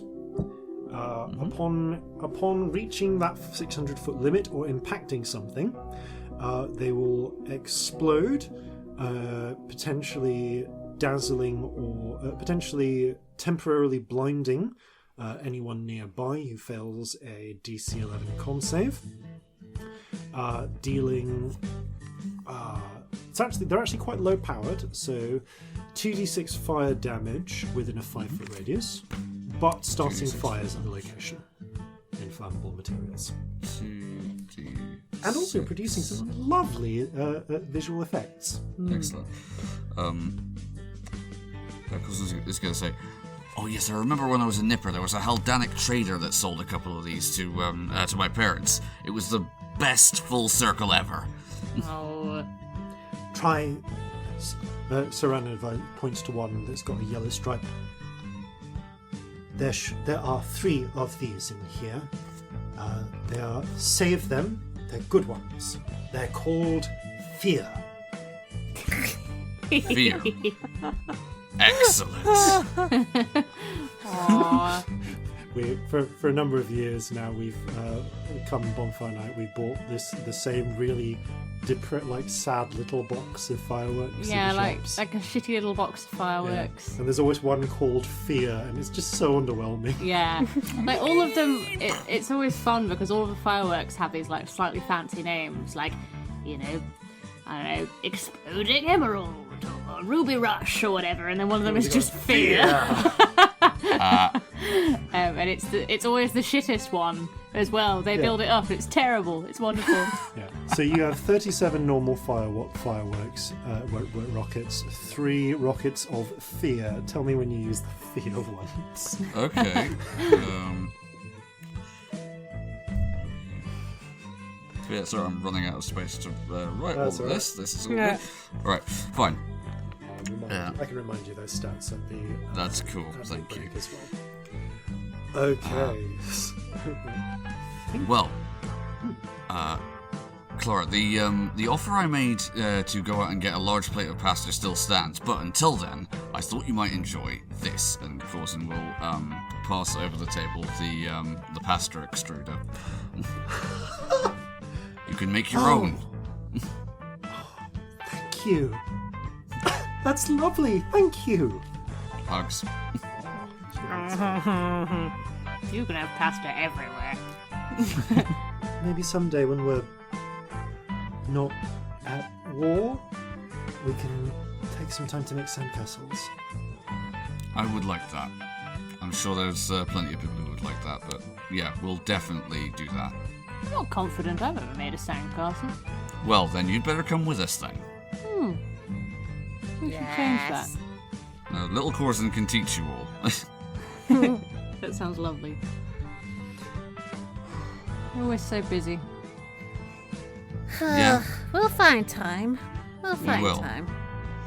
Because it's important. Yeah. And because everything will be fine and there'll be time to make sandcastles later. Saving the country is important, but so are sandcastles, and I'm sure everyone will agree. Yeah, Yeah. definitely. With Made enough sandcastles. I look at Saran. like Wei Jun was landlocked. Well, you have to come make sandcastles too then. Those are the rules. Sorry, I didn't make them. As you I think you'll enjoy them. say. There's plenty of scope to be creative. Clara smiles. So, I guess I should actually get you all to fill me in on. And at this point, you see Molly come into the galley. Captain, should keep you. Sorry to bother you, love. I've It's got alright, a what's happening? messenger from Alton. Oh shit, what is it? Oh no, they're just asking you around for a strategy meeting or something. Alright, sorry, everything's Right. fine. When are they having it? 15 minutes or so. So once you've finished up breakfast, you're probably gonna have to head over there. Right you are. Thank you for informing me, and please ensure that our guests have quarters assigned them. Right. I guess we can certainly work something out. I might have to kick Celestia into Scamp's room to free something up. Oh, but- it's alright. They can have my room, but let's not put them in Celestia's. Okay, Scamp, I'm kicking you out of your room to put you in Celestia's then. Cool. It's got to be No the one, person. no one deserves that. Oh, thanks. Flighty chuckles. It's improved a bit since I was sick in it loads. It's fine. It is full of musical instruments. Every time the ship moves, it makes a noise. I It's find A it veritable soothing. concert on the seas. Flighty pipes up. Oh, it's a shame my old cabin's not available, but it'd be nice to take a stroll of the decks again. By the way, my last offer still... sorry. By the way, my last offer still holds. If you've got any materials that are worth me taking to work on, I can... Oh. If I find the right place to work overnight, so to speak, I might be able to do you an overnight job. I mean, Ooh, we'll for be that able thread. to take you up on that, but we'll talk more of this anon. Yes, you've got some, haven't you? Yeah, Yeah. I've got some dream thread I've not been able to do anything with. Huh. Right. Yeah, as I said, I think I gave you my fee before. Yeah, I what don't have it was yet. We'll it? work on it. I think it was two £2, I two think. grand. If you can lay your hands on that, or something of that effect, Something of that value. then I should be able to do that as an overnight job. I think we See can how it stretch goes. to that. Can we? I think we can we? We'll talk about it. I think depends what the situation is after we've finalised the ship, which, as you can see, probably is going to be delayed for a bit. I don't But know where we're going to get it repaired. It's like The dry she's- dock's on fire. Sorry, it looks like they've taken a spot or two of bubbling. By the way, I like the new paint job. thank you. It matches up to the sails. Also matches this soap district copies. Ooh. Speaking of which, actually, it's been a long night. A little bit of time to rest and maybe peer through some of these books would be appreciated. Of course. Yes, give me somewhere to sleep. What she said. It's good. It's so good to see you again. Really nice to see you Likewise. too. I'm sorry we have things to do, but It's at least okay. there's lots of time. Hopefully I can stick around for a little this time. I would like that. You're very welcome to help. We've got a bit of a busy day. Yeah. Once you've had a rest, get some rest. Help for Yeah, I whatever guess bit so. you want to. Just keep me filled in, okay? Alright. Of course. And in any case, I'm just happy to have us all in one place again, actually. I can't tell you how much it means. We missed you. Yeah. Yeah. Missed you too. I gotta say, I've missed this. I've missed you. It's been a busy few weeks. I missed you too, you weirdo. I've never met you, but you seem nice. I missed you terribly. Ah, I thought of you every day. Well, hopefully we'll have plenty of time to get to know each other. Does she at all crack a smile, like She even does. slightly? She it is slight, but she does a little bit. Got you. Oh, just clarifying from before. Yes. Is this woman human or? Yes, she is human of East Haldanic origin. So Right. Okay. I wasn't sure if it was human or goblinoid. no. Yeah, So fine. shared naming conventions because of the culture in the area. But, Right, cool. Yeah. But human. is Excellent. I remember that she's human because I'm gay. Anyway. And on that cheerful note, you finish off your porridge and get ready to head to to essentially determine your mission for the day. But we're going to pick up and find out what that is after these, no doubt important, messages.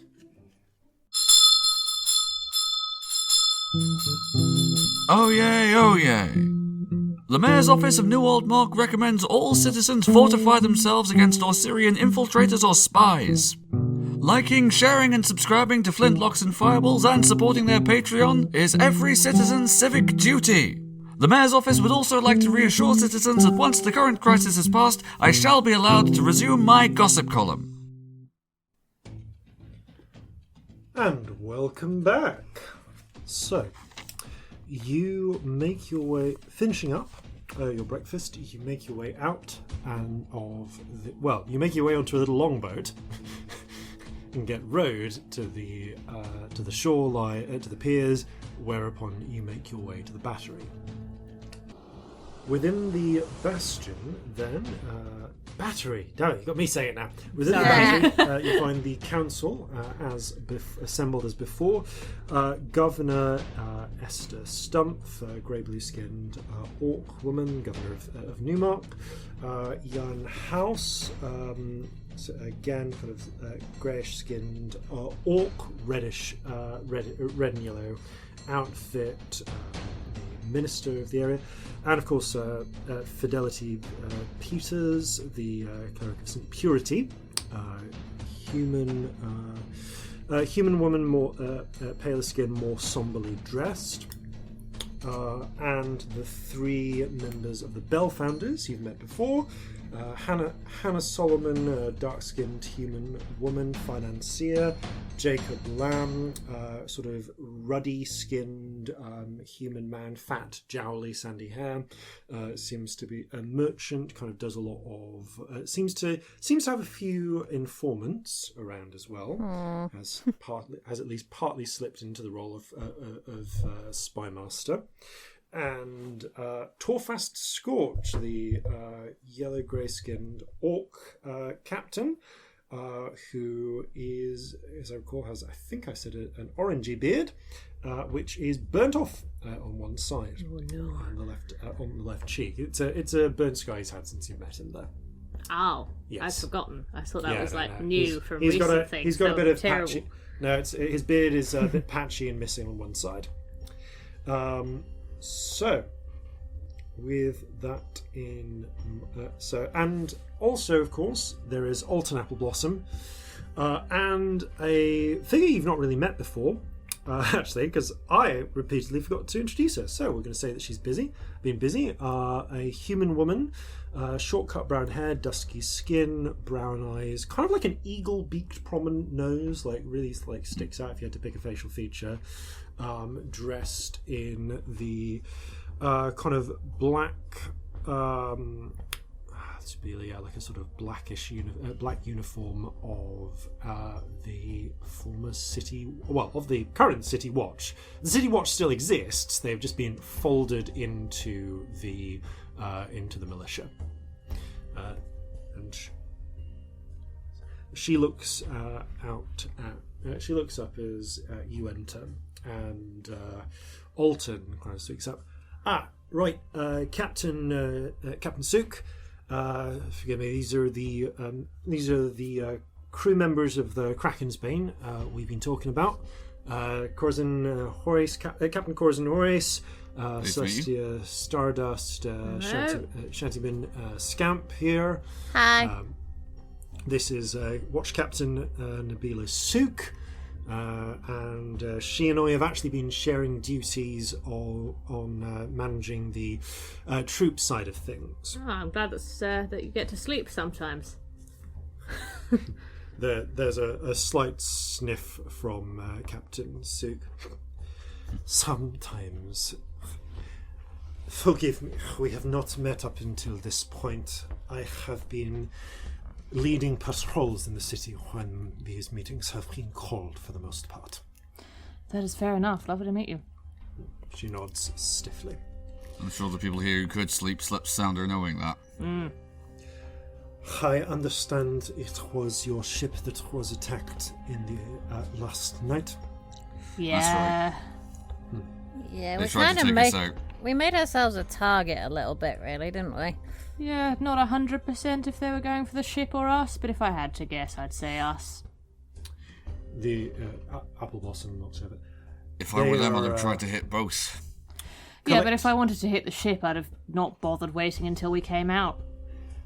Collectively speaking, they do represent a significant magical asset for our forces. I see. At this point, there's a knock on the door behind, and two last latecomers arrive.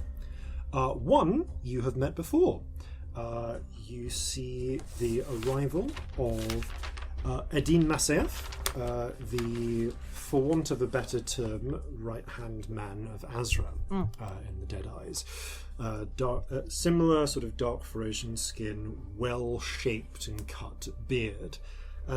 He's dressed in sort of well-presented, comfortable clothes. He has like a not too frilly sort of long coat on, and there's a moment when he comes in, and there's a slight stiffness to both him and the watch captain as they lock eyes for a moment. As I said, we are employing local resources on this one, Captain. I see. Unless you have a better alternative, of course. There's a moment where she seems to hesitate, but nods. Well, I am glad that your patriotic duty has come to the fore. We need every hand we can get. We do. Nods. Indeed, we do. And you see another figure walking behind who you don't exactly recognise.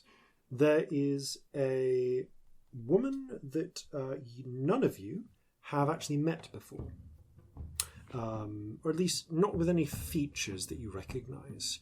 She does appear to have the pale skin and dark hair of someone from Meadmere, but no face exactly you recognise.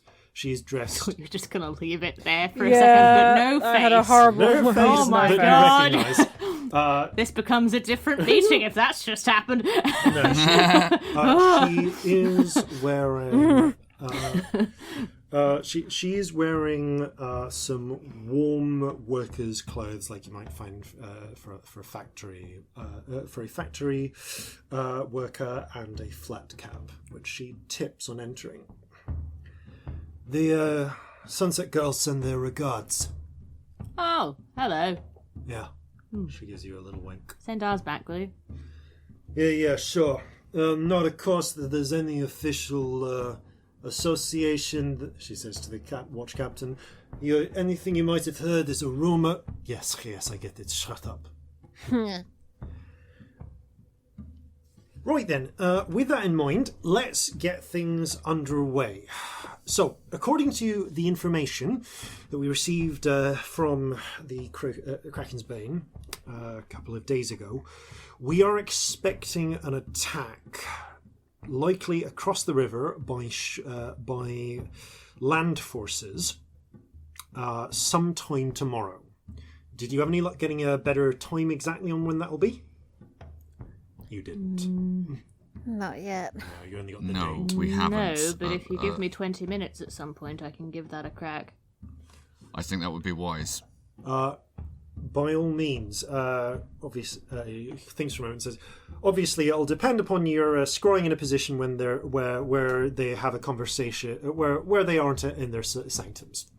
Now, but you've been pretty lucky up to this point, so let's hope.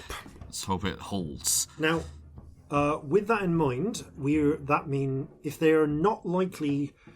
Frankly, we don't think that they're going to be trying to just take the island. Number one of which is, he gestures to Torfast, who speaks up. I'd say number one of which is they don't have the ships for it. Since that Stunupole took down 2 of their frigates and the Relentless, well, they can match the defenses we've got, but as long as we hold the battery, we have a defensive advantage if they come to us. Same holds true for Fort Beatrix. We try and sail on them, they can shoot back. It so happens the two forts don't quite overlap in their range of fire.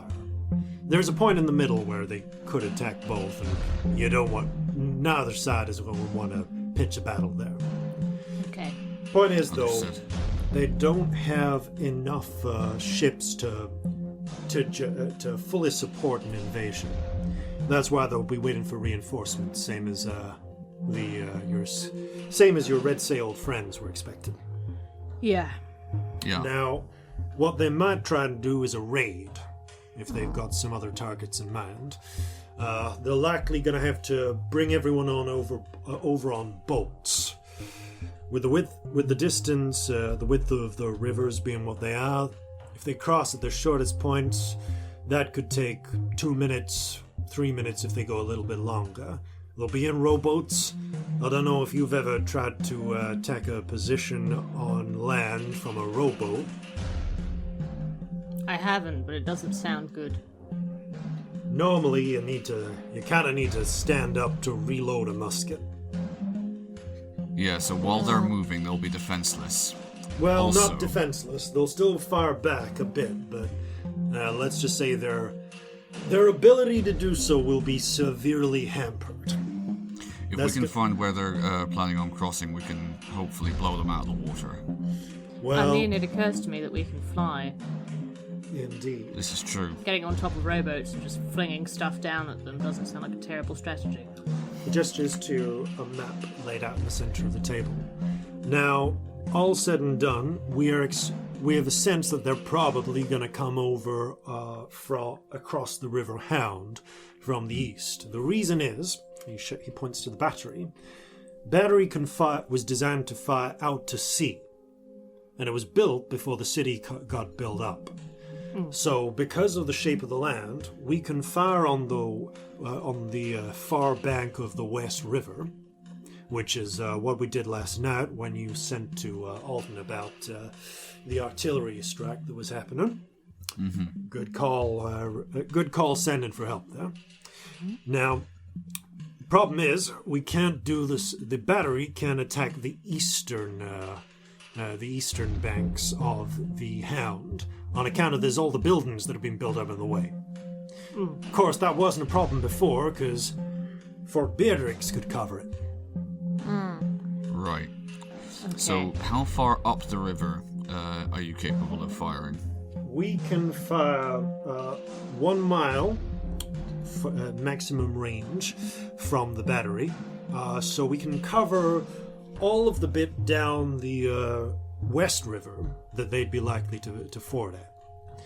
Which means that, but they can strike pretty much anywhere except the mouth of the River Hound with pretty much free rein. What we've got to avoid is them taking down the battery. Yeah, lose it the sounds battery, like we lose the city. Exactly. If it comes to a ship battle, we want the battery. Yeah. Now, you might be about to suggest. Sorry, go on. You say first. I was going to say if the battery can cover a mile upriver, it might be worth deploying what ships we have to act as floating gun platforms, essentially. If we can cover any point at the river they're likely to be able to cross at, we should be able to catch them if they try. That was very much the same thoughts in my end. However, being as they have a fleet of their own, it is likely that when we bring our ships out, and we should do that, they will bring their own ships out to harry us. If we're smart about it, and if they're smart about it, that unless we try, we're in a bit of a stalemate there. We can't afford to go up to them to try and take their ships down, because they've got Fort Beatrix. They can't afford to come up right next to us because we got the battery. But what they can do, and what we can do, is go towards the edges of the area protected by our forts, their cannon range, and fire at each other from there. Skirmishing, if you will. And we're going to have to. I suspect that when they make their move, they're going to tie up our ships with their ships. Which unfortunately means we ain't going to have floating gun batteries. We also can't afford to lose any ships or get too damaged because we don't have a dry dock and they're coming soon. Exactly. That about sums it up. Ugh. So, unfortunately, from the naval perspective, the ships are not going to be a major factor in this. They're going to be busy. Our ships are going to have to be busy keeping their ships from doing the same to us. Mostly land. All right. Well, it seems like that the land troops are the one advantage they maybe have at this moment. So whatever we can do in order to take that from them needs to be our top priority. If we're evenly matched at sea, we have to even the odds back on land. We've got to get those repeaters. Yeah. Yeah, that way. That'll Pretty take much their numbers down. That's a lot of what we've been thinking. The narrowest point is going to be the eastern edge of Bow, which is the closest point in the river. It's about 200 feet. Thereabouts to cross. Oh, sorry, it's about 300 feet. Sorry, 300 feet to cross over. So they can do that in 2 minutes flat. Is there any way we can make it harder for them to cross? Anything that can screw up the rowboats would help. Big fucking illusion. I was going to say, anything that makes just navigating that much harder would be worthwhile. That'd make a Could big make the difference. river look like it's in a different place. That'd be pretty confusing. Hmm. Okay, I can do a mile square. You can also fill it with screaming mouths and teeth. I can do that as well. To That freak might them also out. make it a little bit less. We all May well need it. that's still there, half a mile upriver. Whoops. But the thing is that's an option. We could make it look like the river's in a different place. We could make it look like there's several rivers, none of them in the place where the actual river is, and they're all full of screaming mouths. Well, that's certainly something we can do. Obviously, they'll know the real river's there, but that's bound to give them a lot of confusion. So I mean, they'll know it's there, but it'll be hard to actually physically find it. They'll still be rowing blind and hopefully visible to us. Yeah. Also, other judging side. when they're across the river, judging when they're getting into the river, it's going to add a layer of confusion. Across the table, the watch captain nods stiffly. I approve. Large-scale magics are something we have been lacking here. Also, I could make us less visible. If I can do a whole mile square, I can fuck with the river and also give us some stuff to hide behind. It wouldn't be actual cover, but it would mean that they wouldn't have visibility on us. If you can hide where the gun positions appear to be, or make them appear like they are in a different place to where they are, even if they know it's an illusion, they won't know what the range of fire that we actually have is. So they're either likely to be more cautious, or they're more likely to be caught out. That's very true. Yeah. Don't we also have a whole bunch of troops that don't need to breathe? The In Adine point of fact, yes, we do. nods. Shit. I like where you're going with this. Because, I mean, there must be some points in the river that aren't quite as deep, or where we can make it shallower. We could hide them in the river. Because the thing is, if we hide the river, and we have our soldiers that don't need to breathe under the water, that's a pretty fucking good element of surprise we could have there. It Yeah, takes we can away get- their ability to use, like, powder weapons, but, like, some of them, like, disrupting the boats, that could be I really like your good. thinking. If we can get those troops in the river and have them capsize the boats on the way over there, any force that even makes it to the opposite side is going to be badly compromised and uncoordinated. Also, you know what that is? That's scary, which is good. Yes.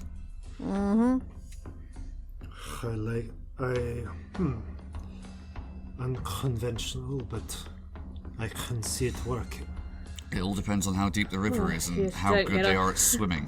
You don't really get us involved if you want something conventional, Dalek. There's But if a we've got to raised bear in eyebrow mind, from they the might do something similar if they've equally got troops what aren't breathing. Well, yes, they might. They might also have less if we can arrange it before tomorrow. If we can sort that, that would be really useful. It'd be a game changer. The Meadmerish woman speaks up. I feel I should mention there is another asset they have over on this side. What's that? The fire starters. Yeah. They're going. Yeah. They are going to be able to provide support. We have a lead. Go on. We've not got the precise location, but somewhere we believe somewhere in Bow, likely towards the eastern edge of Bow. They may well be there. Some of the people we talked to heard some sort of large flapping creature or something. Yep, we know the one. That's what attacked the last dry night dock. on one of the buildings around there. They couldn't tell us exactly which one, and if they're smart, they've probably moved a bit, but A vague location is better than none. Really is. it is. Imagine they can fucking sanctum, can't they? As I see it, though, says Al Alton, this is going to come down to a choice for you, then. Right now we've got 2 special units, let's call you. Now, we can either try and... I guess we can try and leave up to you what you want to... I suppose up to us as a council what we want to do with the pair of you. But I'd say as far as you're concerned, Captain, then you need... There's a lot of captains in this room. Anyway, as far as you're concerned, I think you need to make a choice here. Because you've only got so much daylight. Are you going to try and track down these fire starters? Or are you going to try and do something about, the was it resurrectionists, reanimators? At this point, Jacob, the jowly merchant, speaks up. It's the resurrectionists of the necromancers, the reclamation corps are the troops as a whole. Ah, good to know. My instinct is the Reclamation Corps. Because I think a lot of our problem is numbers, isn't it? And I think we'll struggle to get near them when the fighting starts. Whereas once the fighting starts, maybe if we haven't done anything about the fire starters, that's our job. That should be our job personally. Although I'd like to get rid of those bloody ones with the fireballs as well. Yes. Maybe fuck off, yeah. Yeah, my instinct is Reclamation Corps needs to go down before the battle. Just because we have this advantage, well, it could be an advantage of having loads of dead soldiers ourselves, but if they also have some, our advantages cancel each other out, or they have more, and ours is pointless. Whereas if we can get a lot of other bodies, genuine advantage. Yeah. Also, hell, it might throw off the fire starters if they're still going. More targets. Also, a thing that everyone here should be aware of, we have intelligence that suggests that a Colonel Tompkins is going to be leading the ground troops. He should be a target of high priority. Yes, also I suppose if anyone knows anything about him, that's helpful, because we can maybe try and get in his head a bit, figure out what he's doing. Captain Sue kind of like sucks on her bottom lip in a manner that's not unlike the way Azra does it. We have met in the past. Oh yeah? Tompkins is a very Osirian soldier. I believe he fought in the last troubles in Halfland. So he's used to urban warfare. Indeed. It was the previous station of the 13th, before they were reassigned. Experienced, then. Alright. Okay. He is I would describe him as both cultured but pitiless. Right. Okay. His attitude towards the massacres committed in Halfland were that they were disloyal to the crown and deserved everything they got. Alright, so he's arrogant. He's an arsehole. And deserves everything he gets. Is he afraid of anything? She thinks for a moment. I realise that's a weird question. But I might want to send him a present in the night. Not the living dead. Probably not. Alright, so giving him... I've only met the man a few times directly. No, that's fair. It was a pretty niche question. I just thought I'd ask on the off chance. No, it's useful. Is he particularly religious? Goes to church on Sundays, was raised Regency. Okay, that could be helpful. But Not not Sunday. like That doesn't exist not anymore. a fanatic or anything. Sorry, what's that, Sunday? Goes to church on Regent's Day. Was raised Regency. It's alright, none of us heard, don't worry. No, I did, but I left it, sorry. No, we rewound, it didn't happen. Nobody heard, it's fine.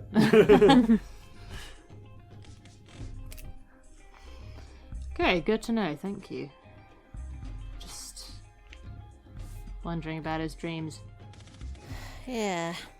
Have you seen him in action in terms of how he deals with situations like this?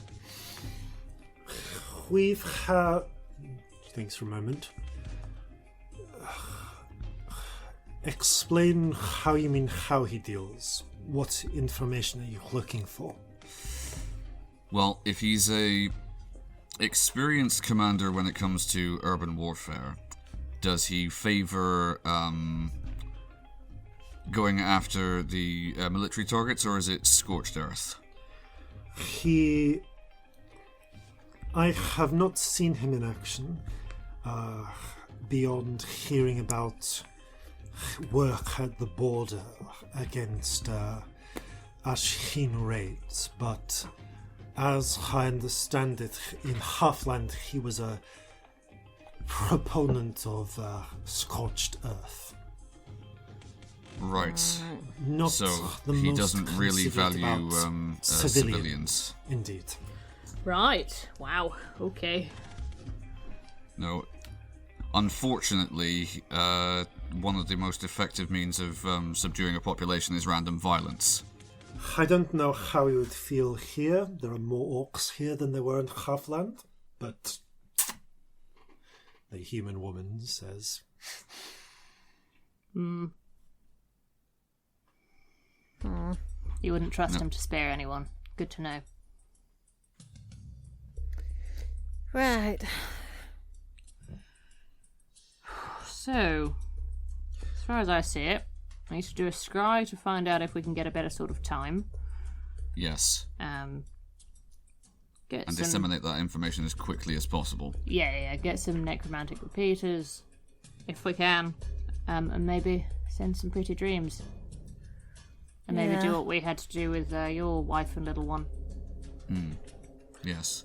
I'm going to be here organising some things while I think when the fight comes, it's pretty much going to be split between me and the captain here. Captain Sook here. Too many captains. So, our scrying room's at your disposal.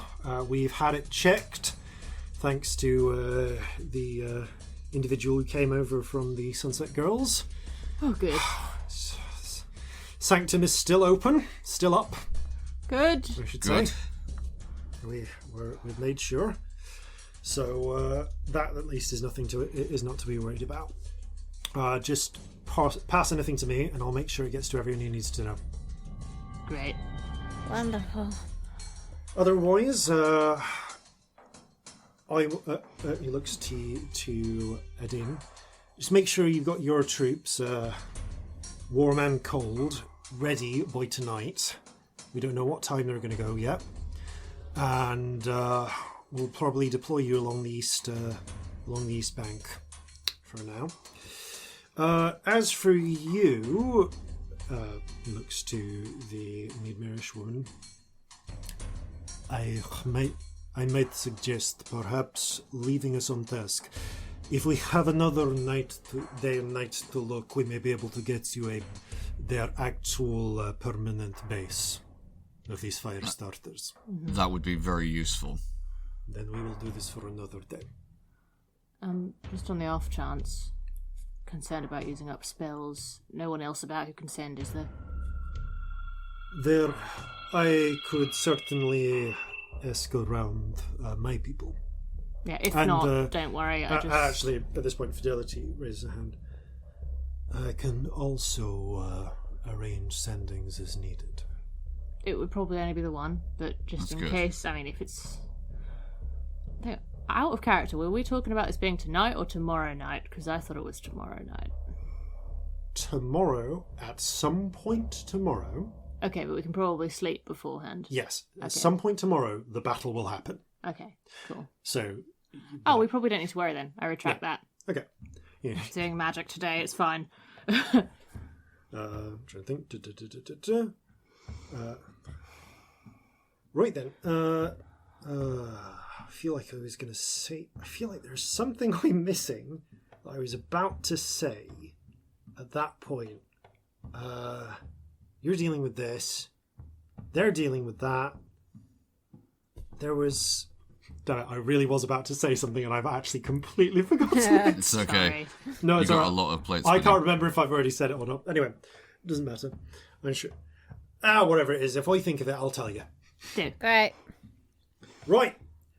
Everyone get to your business. We got a lot of ground to cover. I'm going to keep training up troops. Again, if you can get us if at any point you can get us more arms, equipment is lovely. Actually, just so that you're all aware, I should give you the update on our forces right now. That'd be useful. Just so that you got them. No, that is one thing off. There we go. Right, as far as we're concerned, we have... There we go. Right, we've got about... I'd say about 1,000 troops that are armed up with those rifles you got us. About 1,000 more that are armed with the Watchers muskets and what else we could gather. And then about 3,000 more that are basically armed with pots and pans, whatever they could grab. Then, of course, we got the groups from the Deadeyes, and you and the Sunset Girls around as support. That's the sum totality of our land forces. So the Deadeyes have how many dead people? Edding pipes up 100 and... Actually, no, sorry. You got 12, it's 12 per. 144. With the handlers, call it around 160. Cool. A little over half of our unit. Plus Sunset Girls. And the Meadmerish woman says, obviously, just tell us who you need us to shank when the time comes. We will. Thank you. I mean, there was that thought about talking to the bowstring boys, but it might be a bit late. Whatever you want to do, we at least have the day. Right, everyone's got their tasks. Hop to it. Right. Got it. The meeting is dismissed. So, scrying first? Yeah, I think that's wise. because if we can get them a location and a time, then they can set up trap. Makes a Alton, do you mind if difference. we use your office? We're going to use the Scrying room I was down. going to say, Oh, use of the course, scrying yeah. room. We've got the sanctum back up. You can't use the office for scrying. All right. You head out to the scrying room. How shall I word this? There are a handful of soldiers on. Show me the duty.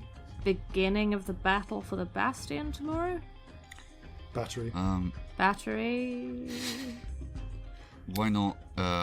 By the way, as soon as we're in the scrying room, I'd like to be using message stones to talk. Yeah. Right. yeah. Yeah. Why not show me the beginning of the ground forces attack tomorrow? Yeah, that would work. Yeah, we want something that gives us an indication of time if we can, but The sun is the best that I've got. yeah.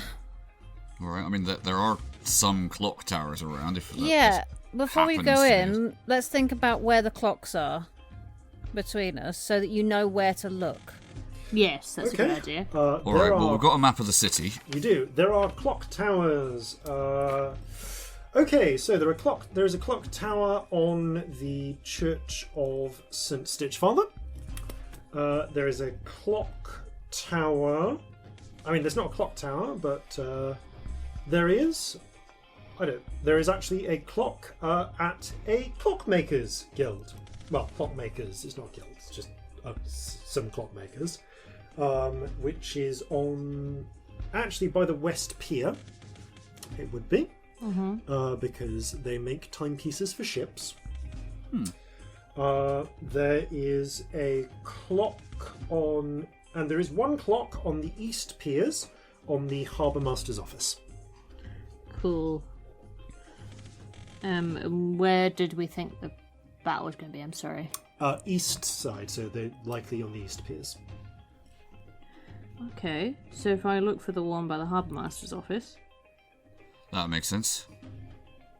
Yeah, Sounds maybe that'll good. Be able to help.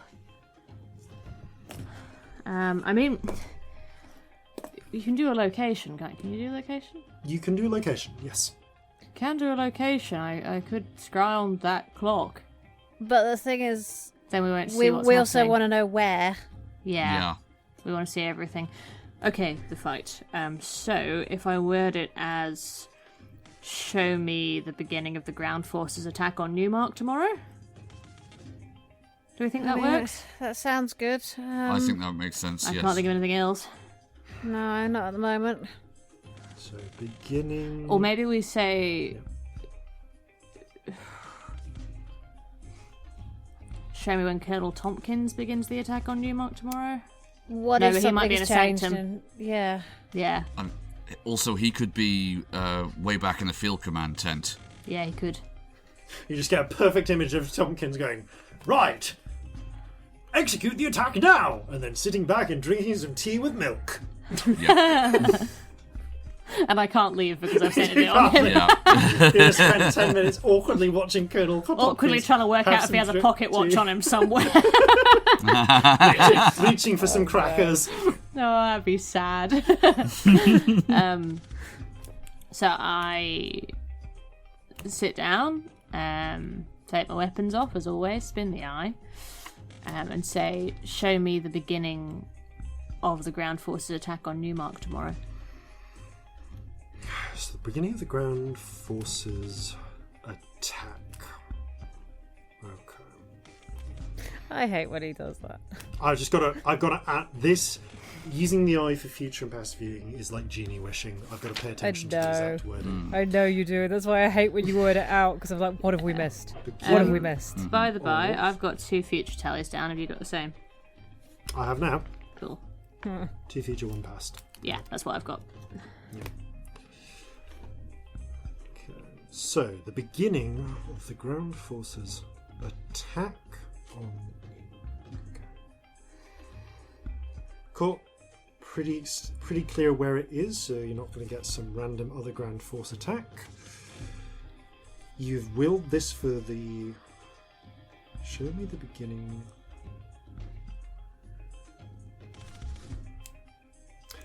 I'm gonna say it just as you're preparing to say it. It occurs to you, you haven't given it a direction in time. You said tomorrow. I said tomorrow. Yeah, we said Oh, tomorrow. you said tomorrow. tomorrow. Oh, you just said tomorrow. Yeah. Sorry, Yeah, we I did. missed the word tomorrow. I was like, fuck. Yeah. We No, said that's a very You critical said word. tomorrow. Yeah, you said Multiple times. You said it back to us. tomorrow. No, I actually realised I'd written it down and I'd forgotten to write the word tomorrow. I was like, that's an important yeah, factor. it's an important fact. So you beginning of the ground forces attack on Newmark tomorrow. That makes it nice and clear. Thank you. Okay. You spin the eye, and to you, almost instantaneously,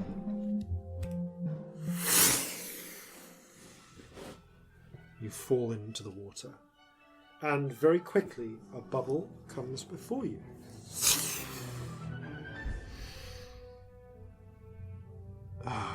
Okay, I guess I'm rolling the weather ahead of time. So, You told us to find a time as Alton. yep. Yeah. absolutely. You brought this on yourself. No. I'm just doing it now instead of later. That's fair. So the weather will, unless you change the weather is going to be Oh, set. fuck. no. Okay. What is the weather doing? Oh, Something that Christ. caused the DM to swear. Fucking tornado or something. It's So, a hurricane. Yeah. 3 6s is an interesting roll. Oh no. You rolled 666. Great. Oh god. That's This bodes amazing. well. Okay, so the weather tomorrow. That is max that. Somewhat demonic. Yeah. This is adding a whole extra layer to this then. Oh boy. Okay, as Oh boy, oh you boy. step as you step into the bubble, you are in a kind of ghostly way immediately struck by a come on sound effects. No, they're not playing with me today apparently. You are immediately struck by a wave of rain striking your face. Wind, rain, and although you're not really here, you get the sensation of cold, cold and heat. It's actually not cold though, it is hot. It is warm rain splattering into and through your face, which is really weird as an experience. And Sound like super heavy, is it? super heavy, and I do believe, if I can just get this thing to work. Fun fact: dividing up the screen like I've done on this device completely screws up my ability to select different sound effects from more than one menu, which is something I've only just discovered. exciting times in Sirenscape. Anyway, amidst the heavy rain, yes, in the distance you hear the crackles of thunder. Lightning flashes through the sky. How many times? Just the once. Okay. As Thank you for asking. Yep. I would have done. just the Oh, once. we're all paranoid every time there's a storm, you know it. Yep. Oh yeah. As you see a tropical storm rolling through Newmark in the early hours of the morning. The light hasn't even shone. The sun shit. hasn't risen.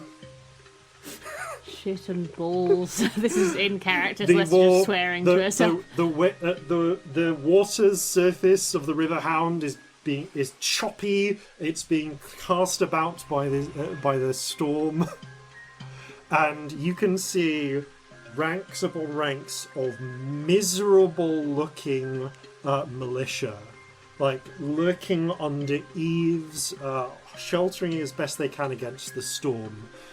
Some are out by these. Some are out on the edges of the piers. There's a few peering, trying to look through. The main effect of this, though, is that there's a few effects. Well, first of all, everyone is having to cover their rifles and muskets. Such a problem, yeah. So that's been a tricky one. Continuing with what you have set in place. Okay. And the rain also means the thickness of the rain and the wind means your visibility is slashed. You can barely see across the river in this rain. It is actually, which potentially might cut down on their ability to fire on you.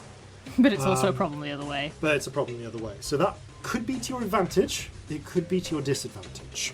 Mm-hmm. Is there a clock nearby? Give me a perception check. Because rain. That is 13. 13. You can just make out the distant the Harbour Master's office further down.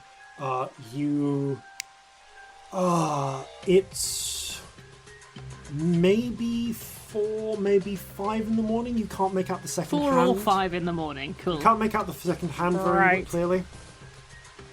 It's better than nothing. I'll Yep. take it. We've narrowed it down to an hour. Yeah. I mean, I think the fire starters might be slightly less effective. Hopefully. Yeah. Yeah. You have a point. Things will be less flammable. You Also, we have- can prepare for the rain. Okay, you have Yeah. 10 minutes of this, and you've asked for the start, so you're going to get to watch a fair bit of this going. So the first thing that happens is not a lot initially. The rain travels down. Some of the people on patrol are like holding lanterns up behind their heads, like others have just abandoned them and peering into the dark. We'll keep an eye out for anyone checking a pocket watch. Doubt it, but I'll just roll a luck check. yeah. Roll a luck check. Okay. Oh, I'm Go gonna for roll it. 15.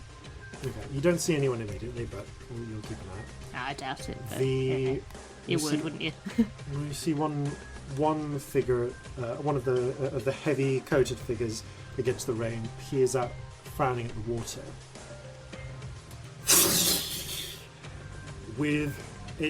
You almost miss it for a moment in the chopping water, wind and rain.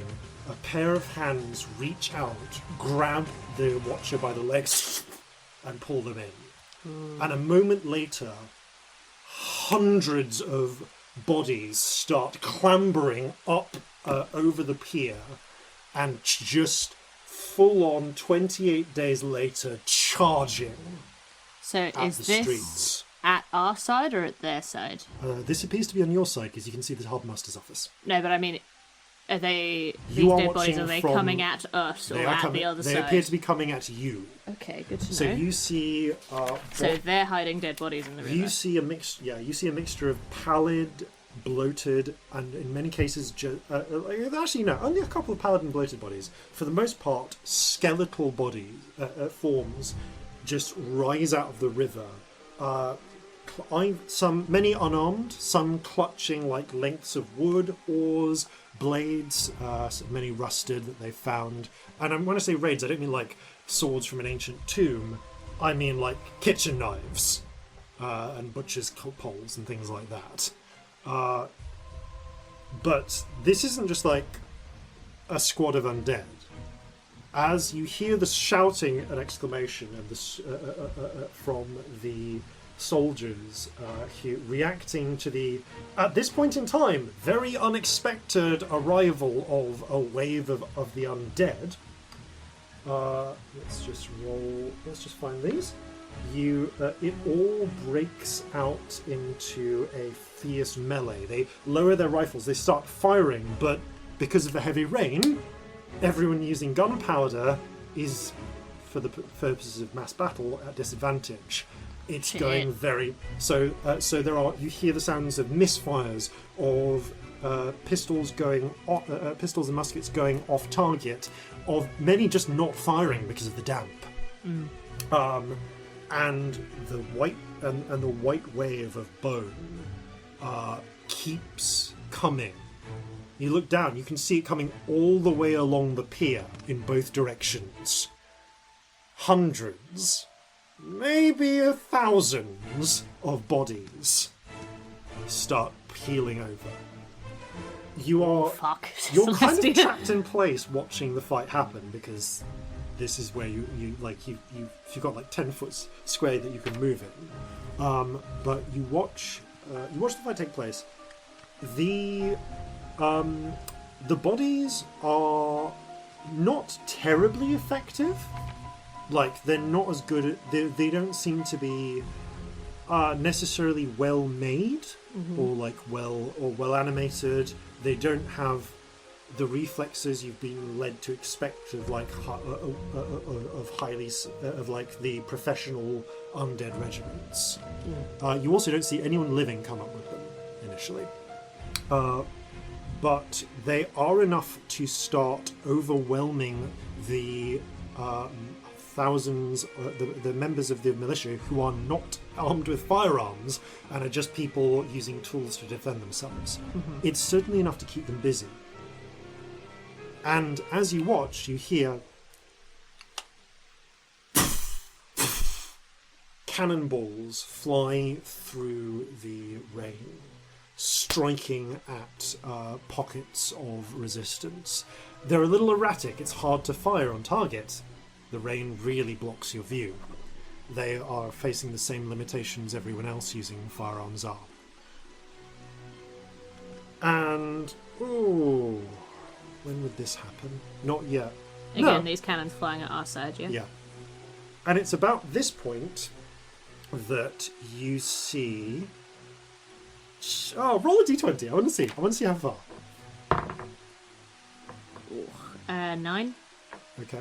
That you see in the distance, further up the pier, 3 familiar figures are in place. You recognise yourself, Corzin, and Scamp fighting. Scamp conjuring maybe fireballs, it would be at this point, blasting through reams of the undead.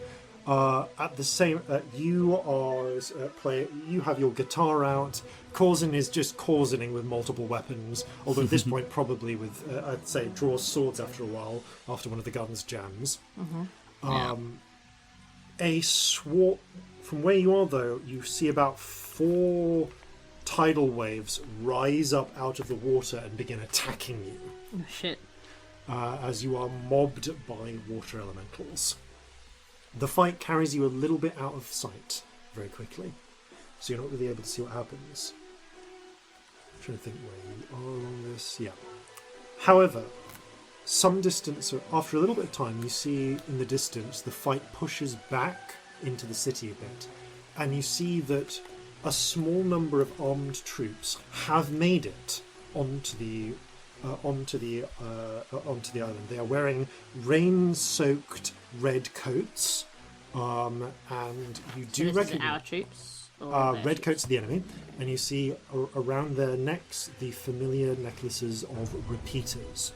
These soldiers are surrounded by skeletal soldiers in black and red uniforms, who are fighting either with musket in inhumanly precise firing squads, or with blades. You see them clashing briefly against a series of dark-skinned humans who seem well armed, and a handful of their own undead as well. You see the Ferocian detachment fighting them, but they're pushed back. The fighting proceeds into the streets and beyond you. For the last 3 minutes or so of the fight, you are left alone on the water's edge. So it does go away from the water's edge after a while. Yeah. It goes deeper into the city. And you are left standing amongst the bodies of the dead. Do I know any of them? Perception check. Be my first question. Okay, it's thankfully not a good one. It's a 7. No one you recognise. Okay. As your 10 minutes are up, about 9 minutes in, you hear a distant and you're left waiting for 40 seconds before you return to the present. Okay, we need to go talk to Alton. Alright. Don't want to say anything in the sending room. No, enough. that's fair. Yep. Okay. You make your way over to Alton, who is actually in his office. Actually, no, he's still in the war room looking over reports. I'm going to shut the door. Right, you out. Just guard the door. So there's a couple of lower-ranked soldiers in who give you some space. The door clicks behind you. Okay, we're looking at 4 or 5 a.m. Right, Or okay, 4 to thereabouts. 5 a.m. It's going to be raining. Heavily? Yeah. Alright. Like a big old storm rain, or just like can't see rain? Like torrential rain. Like Okay. tropical, in your face. Problems with Alright. guns rain. Could be to our advantage, could be against us.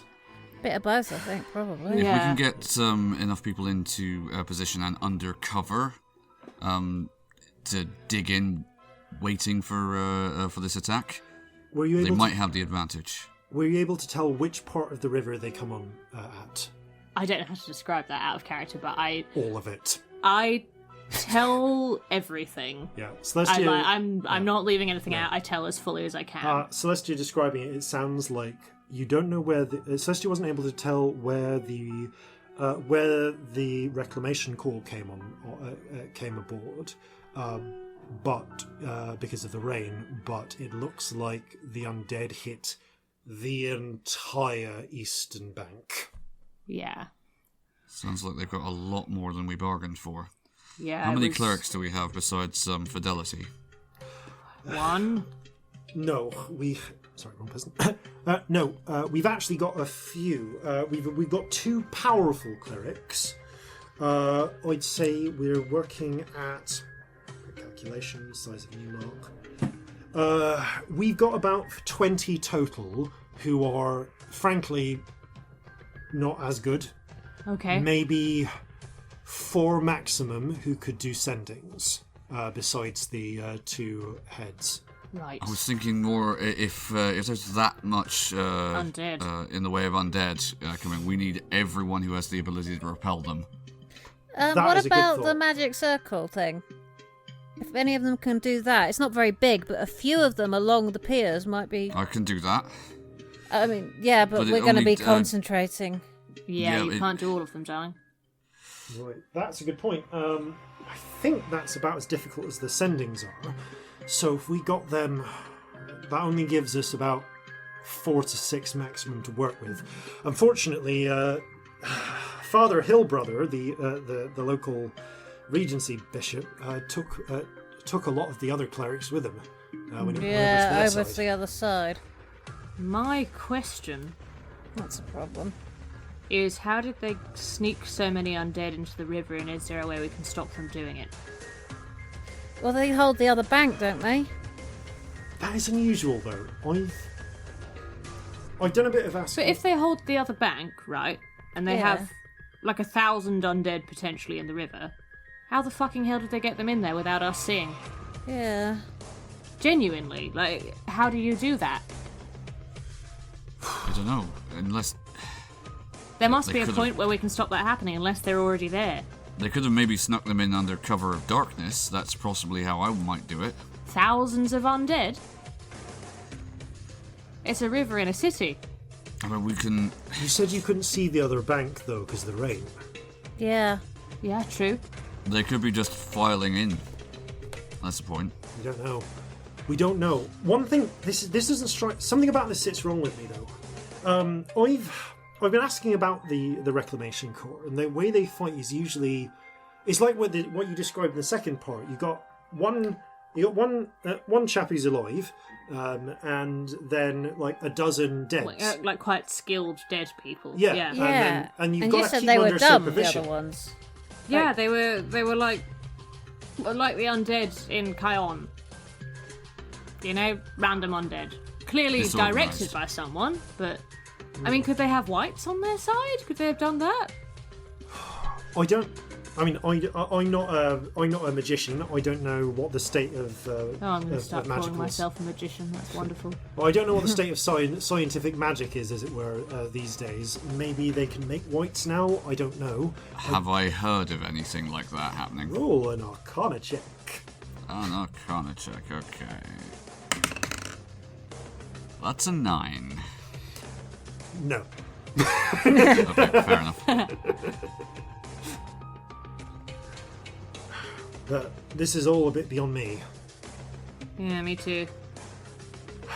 If they've got the sheer numbers, that is going to make it hard to defend against as well. Because that many, if they can just throw more bodies into the grinder, as it were, without Yeah. worrying about losses on their side, that would explain why they're bothering with a raid.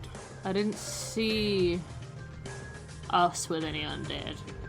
Well, So in this you scenario- suggested that we put them under the water. I did. was making plans for doing just that. Yeah, So there was an underwater fight you couldn't see that we lost because of sheer Okay. numbers. When the ground forces attack you. That makes sense. Oh, maybe that part of it was already going on. That would make sense with the wording. continue with Just that plan like- for now, because we honestly don't know. Not making too much eye contact with Alton.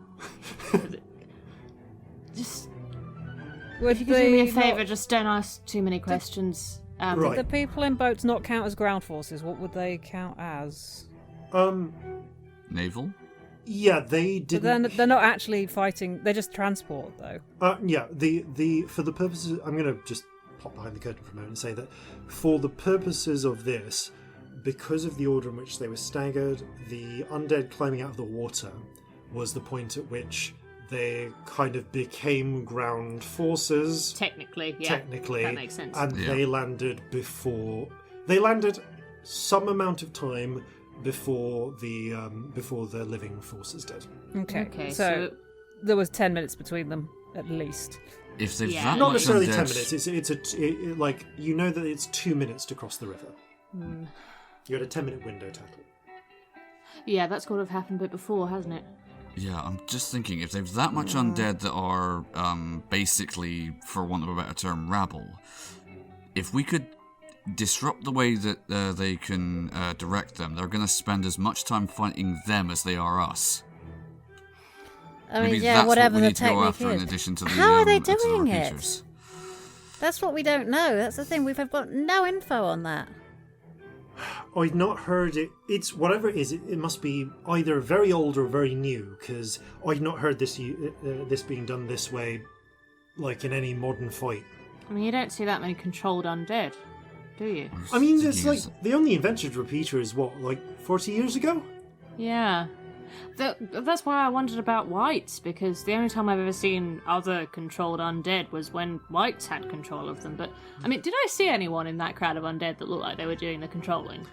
Not that you could see. It all just seemed to be like Like a massive... very much like skeletal horde. No, I didn't see anyone controlling. Can necromancers take control directly without using a repeater? I mean, necromancers do, yeah, but they've as far as I understand it, they've got a pretty hard cap. I mean, I'm not sure. If you, well, you've got a necromancer chap, don't you? Yeah, but he needs repeaters.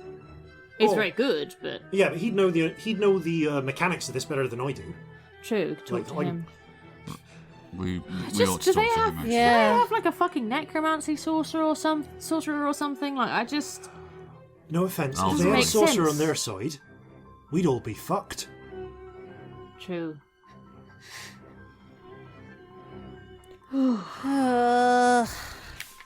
All right. Mind you, what a sorcerer does, wizards can copy. That's the old saying, isn't it? Yeah. But our sorcerer can't do that. Again, All right. if a lot of this, apart from the information we need, could not leave this room, I'd really appreciate it. Yeah, no information hygiene and all that. Yep. That's, But, frankly, the knowledge of this is a little terrifying. you're telling me? Yeah. I'm going to pass, obviously, the salient tactical details onto the rest of the council. Yeah, I mean, Yeah. I don't know how you pass on the rain without it being weird, but surely it's helpful. We're just good at predicting the weather. There's Alright, magic that predicts Local things. fishermen will see it's coming, who knows? Yeah, you'll think of something. We're Yeah. approaching the rainy season, but tell everyone to be aware for it. I was just thinking, how common are druids? Do we have anyone who could pass as one? This is out of character question. We'll think of something. Leave it to Alton, he'll sort it Yeah, out. he'll sort it out. Also, the answer in Druids is super rare in Jova. Right. Kind of okay. got stamped out by the Regency a long time ago. Fair enough. All right. Yeah. But yeah, I didn't see any of the rest of it. It went deeper into the city, so it doesn't stay at the river. No. All right. But, Well, at least- a limited window and that. Yes. Still, this is useful information. The preparations that can be made for heavy rain should be. Yeah, worth knowing, by the way, Alton. Again, I don't know how you sell this to people, and I'm trusting you in serious confidence here. Now that we've seen this, some of it will likely change from our end, because we'll make decisions based on it. Can you change the weather? No. Oh, I Right. wish. Well, we'll at Well, least that much frankly, I feel sure The about. weather and what they're planning, those aren't going to change. Well, The- depending the on event- what we do today, if we get hold of them True. repeaters, that'll change Well, I'll their whole report plan. its current will. intelligence from scrying, or otherwise. Yeah. Lucky scry. Yeah. Thank you. Not something you bandy about. But there wasn't really a way to tell you without... Oh, Anyway. fair enough. Right. Anything else that I should be aware of? No, if anything else comes up, we'll let you know. Right, I'll start making preparations. At least I know when to rest people up so that they can be everyone can be nice and awake and early. Yep. Yeah, that's something. Tell the clerics if they have any spare holy water to get that to the front line. That's Right. a fantastic point, actually. That is Yeah, an excellent especially point. since it's a component for that magic circle thing. If they can do that, there were also elementals. Didn't you Yes. say? There were The elementals water must have been elementals. conjured by the same people who conjured the fire elementals the other day. I would imagine it's the fire starters. Yeah, I mean, we call them the fire starters, but surely they can do water, can't they? I mean, actually, they we they can't did a bit. discount it. Yeah. But the So- magic circle can also, like, you have to choose what it repels, but it can keep elementals out. Yes. Okay. I give them a I rundown think of I when might- that happened in the battle. Under in the detail. circumstances, then, I'm keeping them back. I'm going to keep at least some of the people who can do that ready to retreat to the battery. 'Cause It's a it long sounds like- cast time, that one, no. So, All right. Do you have to stay in the circle once it's cast? I'm not familiar. no, but you have to concentrate. Okay. In which case, So If we're keep them pretty guarded. sure about the time, we'll keep that going. Yeah, I mean, obviously it doesn't hurt to be ready earlier. But I think if you can only do one, then we're best off protecting the battery entrances. I'm sorry, I don't know if it's 4 or 5 clocks and rain. Fucker. Sorry. Glad you can give us that much time. Alright, you get on to your next appointment. Thank you, you I'm too. going to sort out mine. Best of Try luck. not to die of stress in the meantime. I'll see you later. Oh, I ran away from my job to avoid this. I know. You head on out. Where is your next stop? We probably need to talk about that actually. We should talk to the necromancer. So as Anything far as, we can know, even a rumour. Yeah. Magic circle isn't concentration. Just Is a it little not? thing. Oh, I'm thinking No. of something else. No. Oh, I guess we it's- retract that then. Yeah, we reject that. Yeah, it's I mean, casting he'll time find that of a out the minute, moment and he then talks to the once you're clerics. there, it's there for an hour. That'll fit. Okay. So you could actually. Yeah, do it's no, it's in between 2 concentration spells on my list. That is Right. it. Yeah, that'd be a way. Okay. Yeah, but so the main thing is the high 1 minute casting time, and there is and the material cost. Yeah. Got it. So I have several items on our to-do list. Yes. We've got. Go on. So we have scried on the battle. That's happened. I mean, I've got 3 more. Get repeaters is the other one that I've got, which That is does seem to be not a as more easy as it urgent sounds. task right now. Maybe send a dream to Tompkins tonight if we can. Yep. And also get little Corzin the fuck out of here. Yes. Yeah. We don't have a lot of time for that, but I just... No, we It's need worth to do it, isn't that it? fast. Yeah. There is possibly a bigger one than get repeaters, which is find out how they're doing it. Yeah. Like, it's not repeaters. Or if it is, it's a new kind of repeater. It's something else. Yeah. I think we should probably still try and get the repeaters. Yeah, but Yes. if it turns out this is something else that we can stop, that might be a bigger thing. It could be worth another scry. I think it is. We If could you've got it, see... then you do it. I could say, show me the point that the undead that will be in the river tomorrow are animated in the first place. Yeah. I could take little Corzin while you're doing that. That might be the best way, darling. I think that would put everyone's If we mind go at ease. back to the But- ship and scry, Yeah. Yes, we can talk I can to take Molly. little Corzin. I have to be at yeah, least actu- with them to explain what's going on, but yes. Yeah, it can be you, it can be Molly, it can be both. I can stay and scry. That's I fine. mean, cheapest in terms of spells is just to send him through on his own, but that's not very no, nice. that's horrific. Let me talk to him. We also need to send to the fucking Grimmanis. We can't just send them a child. No. Yeah. I mean, I'm sure We Lilith should will also help talk out. to Courage. Out of character clarification, did we not mention this to the Gromanis before? Or am I imagining that? I think you did actually. Did we? Okay, cool. Yeah, we I've didn't got a mention that it would be today, though. No. I don't think. Yeah. So, I think it still does need to send it, but yeah, we should talk to Courage as well. 'Cause Alright, let's if- go back to the ship. Yeah, if Courage wants to go, then one spell might be enough, because Courage knows little Corzin knows Courage. Yeah. Yeah. But Molly might still want to go and come back, which is totally fair. Yeah. I have to leave that to her. I won't make that decision for her. Yeah, I mean, we can't lose you for any length of time, but we could lose Molly for a couple of hours. Oh, I can't send them and not go myself. If I'm bringing someone yes. back, that's going to Okay. be so many spells. No, that's a lot of spells. Sorry, I'm not thinking. Yeah, you're right. But Molly might want to go, and it might be better for him if Molly goes. Let's talk about it. Okay. You heading back to the ship? Yeah. Yes. You make your way back to the ship. I think I'm probably going to split this into 2 conversations, one with Molly and one with Courage, very quickly then. Yeah, I mean, yeah, I'll probably go for Courage and leave Corzin to talk to his wife. Yes, that's what I was Yeah. assuming. So, to begin with, let's do Courage. Courage is busy actually with is actually busy cleaning his weaponry.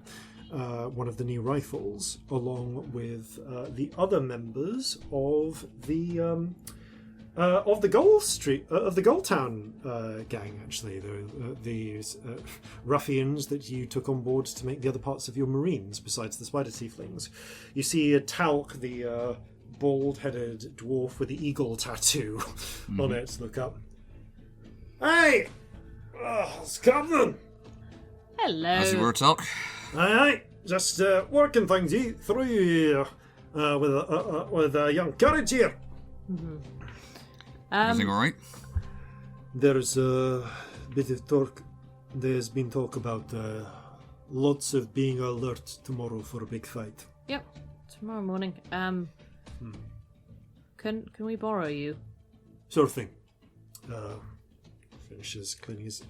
Takes the cleaning rod out of his rifle. Puts Come it to my aside. cabin for a minute. Sort of thing. Goes, steps into a cabin with you. What's Yeah. up? So who's with Courage and who's with? It's basically Scamp. Where do you want to go? Yeah. I don't know. Either is Probably- awkward. I Courage might go probably- and talk to Courage. Jeffrey. Okay. Okay. Meanwhile, Fair enough. I know Jeffrey, but I mean, you know Courage if you want to come up to you though. Like, But it feels more like personal. fair enough. Okay. Yeah. so what's on your mind? So, a couple of bombshells in this one. Number one is that we can get you back to Jova in a matter of minutes at any point, which we've been meaning to mention for ages in case you wanted to go round to your families for tea, but there hasn't really been time. Eyes just get gradually wider. Yeah, making minimal eye contact at this point. And the other one is that there's a massive battle at about 4 or 5 a.m. tomorrow. And we wanted to offer you the option of, not being in it if you wanted it. Because we're getting little Corzin out. He's going to stay with your dad for a bit. He looks for a moment like he's about to object, seriously object, and then you mention little Corzin, and then whatever he's about to say catches in his throat. That's why we're doing the spell. It's for the kid. We're not trying to give you special treatment or anything, but it seemed stupid not to give you the option if you want it. Okay. Also, hell, if you just want a few minutes with your dad, I mean, maybe you can pop over and come back. I don't. That's a lot of spells. I don't know. It sounds like this is some pretty intense stuff, probably from Scamp, right? Yeah. Okay. Wow. Few things to work out there. First, how fast are you going to make us fly? Oh, bless. Oh fuck. So it's not really flying. Right, you see how I'm here? Yes. I step to one side and then I'm here. Right. Imagine that. So you're really fast walking. No, like, imagine it without the in-between step bit. I'm just in one place and then I'm in another one. That's not how places work. Yes, it is. It is. Sometimes. Oh. Like, you just Okay. disappear and then you appear somewhere else. Oh, like in the magic trick. Kind of? You ever saw? They had them. We never actually took you to the theatre at in Crosswater. We'd Never sneak. been to the Oh, I've theatre. stuck it. I hope and I would sneak in sometimes. There is this trick where like this person comes up on stage and then there's a big puff and then they reappear on the other side of the stage. Imagine that, but it's not a magic trick, it happened. Fuck.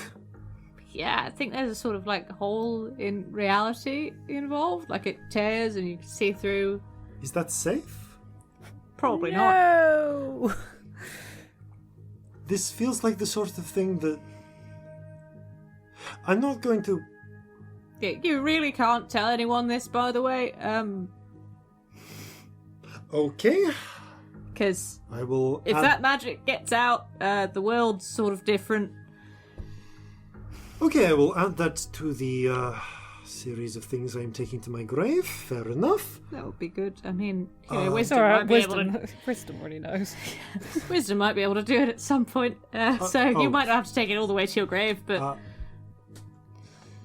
So wait, this is magic that could destroy the world if it gets out, and you've given it to my sister. Yes. Yeah, we've. I mean, Scamp has sort of given it to your kid sister. Yeah. I'm not going to lie. If Scamp wasn't a kid, I might punch them for putting that responsibility on her shoulders. She has agency, darling. Yeah, she's also my kid sister. Yeah. Different family Siblings situation. are very different for you than they are for me. I don't have a method of relating to you here. Fair. Okay. Right.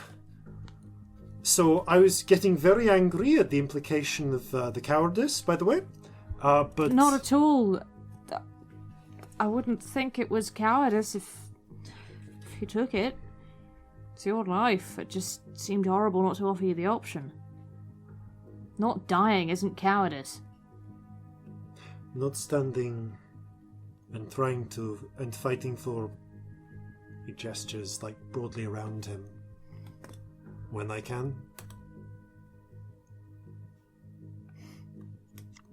Your name is courage. I can't not fight. Yes, but you also left home because you felt unsafe. And we brought you across the sea, miles away from your family. And I'm not sure you signed up for this, and I wanted to give you the option of an out. I didn't know if you would take it. I wouldn't judge you if you did. I'll take it. Because you need someone to look after little Corzin. And frankly, Molly, who I assume would be your other choice, is a much better shot than I am. And you need Scamp to have all the spells they can, so you can't afford to get them through to the other side to do it again, am I right?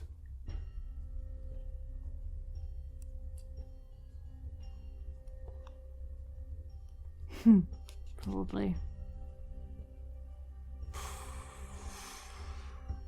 I'm not trying to get you to do anything. We can make it work if you don't take okay. it. It is genuinely your life. I'm not trying to influence you. This is just an Celestia. open door. Yeah? I understand. I'm also This is selfishly going to just be really worried about getting you killed because you're a good friend and your dad will fucking murder me. Quite rightly. And I know it wouldn't be us getting you killed, it would be you getting yourself killed in your own thank choice, but he wouldn't see it like that, would he? I would think of it as some other fucker getting me killed, but I get your point. What's the saying? It's today is a good day to make some other bugger die for his country. I think Corzin said that before. A horrible saying. Yeah. Anyway. I get it. The kid comes first. That's the only reason we're doing a spell. It's fine. We know it's a fucking luxury, by the way. This is true. I mean, on the one hand, I get to see my sister and my sister as well. Both my sisters. All three of my sisters. I have a lot of sisters. Sorry. And I guess Mordecai and Lilith. On the other hand, I had to get to have a really awkward conversation with my father again. Yeah, how you doing? Bit tense, bit strained after that dream, honestly. Oh dear. Hey, got to face the old man sometime. Only now I will be doing it with a 14-inch halfling child.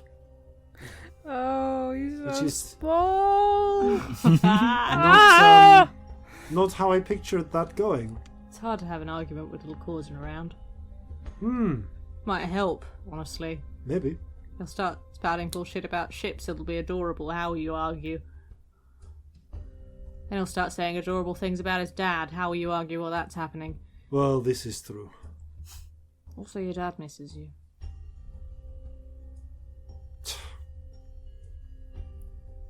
Although I don't know why I'm preaching to you about this, because I don't know your relationship that well, and I know what it's like to have family that you don't get on with. I mean, bit of an understatement for me, but my point is I don't know your relationship, and it's yours. I don't know why I'm trying to give you advice and shit. It's okay. Dad loves me very much. And he tries to be a mum, and he's not good at it. I think he loves you even if he does it wrong sometimes. Yeah.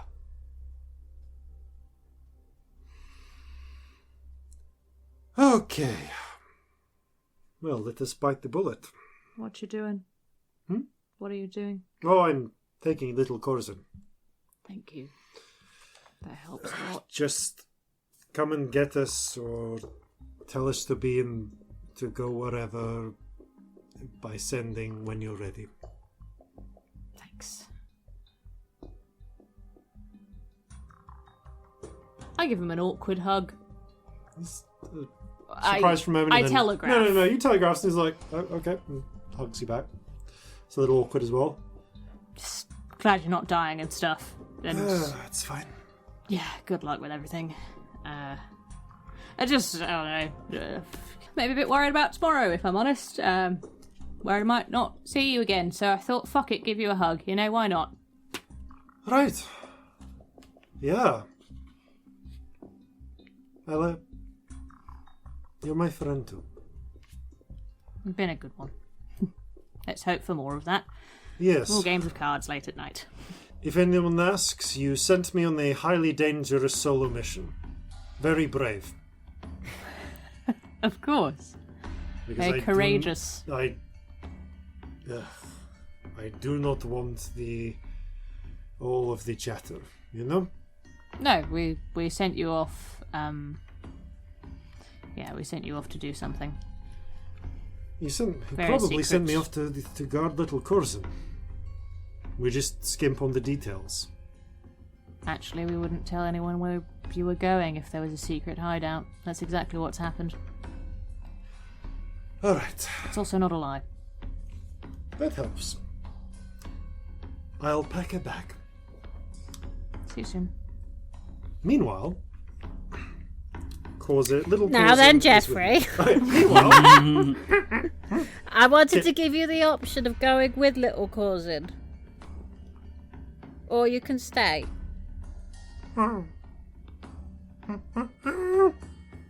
Jeffrey draws the knife. Okay, I Slightly really hope mad that look in means his you're eyes. staying, because that is not something to have around little Corzin. You're staying? Okay, I'll give Jeffrey a hug. Jeffrey, like, you have to awkwardly angle to avoid getting stabbed by the knife. But Jeffrey then hugs you, and then awkwardly while hugging your leg, reaches round to put it in his little belt sheath. Meanwhile, Corzin, you find honestly, you probably find Molly on deck with little Corzin. Little Corzin is very carefully cutting little slices of the second honey cake with a knife and eating them. He's realizing he's gonna have to ration these out because he's only got 2 more. You enjoying that? Excellent. Tastes different. Spice What? weird. Oh yeah? How so? Tastes yellow. Yellow. Well, I'm sure there's plenty of yellow in it. Molly looks down, comes over. Corzin, just again, out of character clarification, how much time has passed? Is it conceivable that the other guests will be up again now? Oh, it could be. Yeah, I mean, it's only been an hour or so. All right. In which case, this is what I'll do. Corzin, why don't you go and see if you can find Clara and ask her what's in those? I'm sure she'll be able to tell you. Okay. Corzin picks up the the most box. awkward conversation It happens. goes off the down screen. and has an awkward conversation. Molly looks over. All right. We're Well, doing this then? looks like we are. It's now or never. Right. So, I wanted to give. Go on, you start. I was just asking if we were going straight to the sending room or... Well, I wanted to give you the option with this because I absolutely understand if you want to go with him. Somebody has to.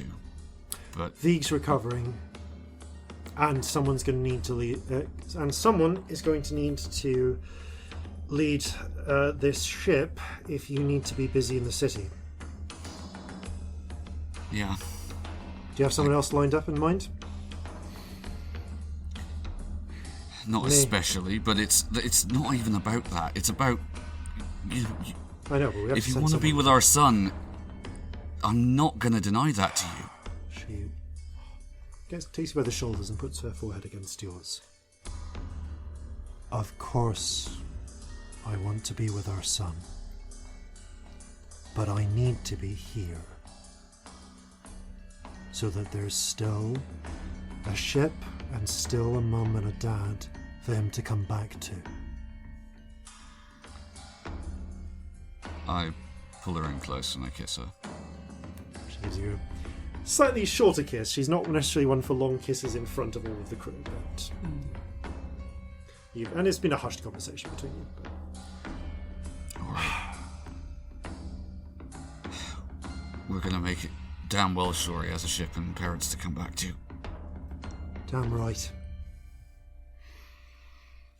All right. Thank you. That's all right. I'll pack him a bag. You get him ready. Will do. And Corzin goes off to do just that. Corzin, you find in Scamp's room that Saran and Clara are there with little Corzin, as Saran is explaining. Saffron. The yellow comes from saffron. They also make it with a small amount of, we call it taro, which gives it a little bit of extra flavour. Oh, can you get that? I don't think it grows here. Oh, maybe Belle knows where to get it. If anyone does, I'm Okay. sure it'll be Belle. Saran stands and gives a slight bow to you. I return it. Smiles. Oh, apparently this has got saffron and taro in it. Ooh. I will keep hold of it and ration it carefully. That's very rare indeed. This is a real treat. Okay. Closes up the little box and tucks it into his shirt. All right. Well, I need you to go and, to come with me and pack a bag. We're going somewhere on an adventure. Are you coming with me? At least part of the way, but you won't be alone at any time, I promise you. Corzin, This is important. is something happening, Dad? I think so. And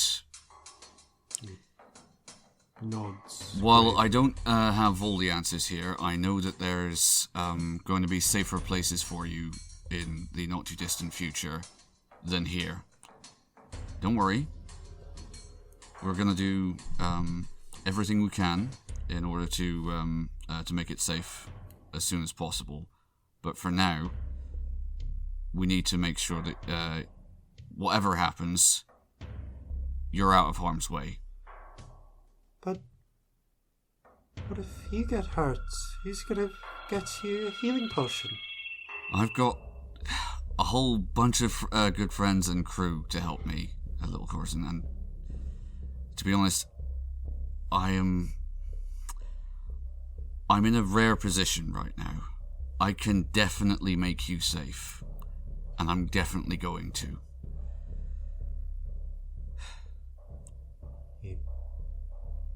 That very sort of small child, solemn way, nods. Listen to me. You remember, obviously, all the times that I wasn't there. Mm-hmm. And... It's okay, Dad. Thank you, but... One of the reasons why, I remember you always used to ask me why you couldn't come with me. This is one of those reasons. It's just not safe sometimes. But, as with all those other times, I'm going to make sure that things are safe, and that when the time is right, and it's not going to be that long, it's not going to be anything like the amount of times I was away before. I am never, and I promise you this, and he does hold him quite firmly, I promise you this, we are never going to be parted for that long ever again. Gives you a little... hugs you and gives you a little reassuring pat on the back. Oh. I hold him tightly as well. It's okay, Dad. Yeah. And I know you're going to do me absolutely proud. You remember me speaking about the tiefling family that we met in Brighthall? Well, they're in Seoul now, and that's who we can take you to. They're lovely, wonderful people, and I know that that it's going to be the safest place for you right now. Oh, you mean Courage's dad? That's right, yeah. Yeah, Courage said he used to get drunk and beat people up in bars. Only bad people, though. Oh, dear. Fucking Courage. Why would you say this to a small child? Such an asshole. Well, also, one of the things that he and I have in common is we are very, well, in our own way, we are dedicated parents. And right at this moment, I can't think of anyone better to be watching over you while your mum and I have to do some very important things here. Okay. Believe me, and I know this might seem hard to believe, but if there were any other way of keeping you safe, I would be doing it. But this is honestly the best thing I can think of right now. Okay. I'm so proud of you. You have to give me your hat. He takes off his hat and holds out to you. Alright. And you take my hat. I do. And then you've got to come back, because I've got to get your hat back. Yeah, we've got to exchange hats. That's a very good idea. Puts the hat on. It's oversized like the other hat, but it's your older, more battered tricon on his head. I remember the first time you tried to put that on, you must have been 2. you almost disappeared under it. Love you, Dad. I love you too, so much. And I hug him again. He's double scratchy. Once again, your father is in need of a shave. The bags are packed, and all too soon you find the three of you, little Corzin and Courage and Molly, you'll find yourselves alone, Captain's orders, in the sending room. So, seems we're going on a bit of a trip. Yes, an adventure for both of you, I'm sure. I'll introduce you to my sister. Thank you for doing she'll this, love Courage. I mean, your Lilith's gonna dad. love him. I love that we all knew which sister that was. Now, Chase. Oh, Did you- Chase with little Corzin. Oh, Chase is like 7 foot. That's amazing. Anyway. she could... Wow, he could fit in her antlers. Probably in Chase's hands. Yep, probably. All right. Good luck. Right, the two of you have an adventure luck. now. Stay safe. As soon as we have any kind of news and I have spells left, I'll send something. Got it.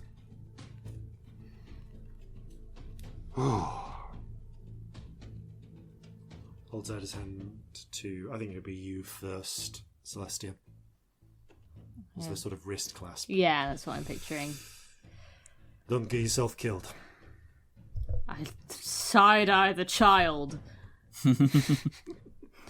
We won't. He's, I imagined him leaning in close to say that. Okay, cool. So it's like, Yeah. like There's grabs your like hand, there's leans in close, and just like, don't I get think yourself. Corzin yeah. and Molly will be with little Yeah, Corzin it's at like, this yeah, point. Don't so, get yeah. yourself killed. I will endeavour not to. Good luck with your dad. I'll try not to kill him. Hope to be sending to you all soon. Yeah. Yeah, just quite enough that little Corzin is busy distracted. Yeah, like fair his enough. mum. You said it like very like Yeah, I said it out very and out loud. encouraging over the table. I was like, Jesus Sorry, yeah, I Christ, really courage. just didn't convey that properly. Child there. Goes down, kneels down by Scamp. Right. You look after them. I will. Leans in. No, seriously, keep them alive. Someone needs to. I will try so hard. You have no idea. I have some idea.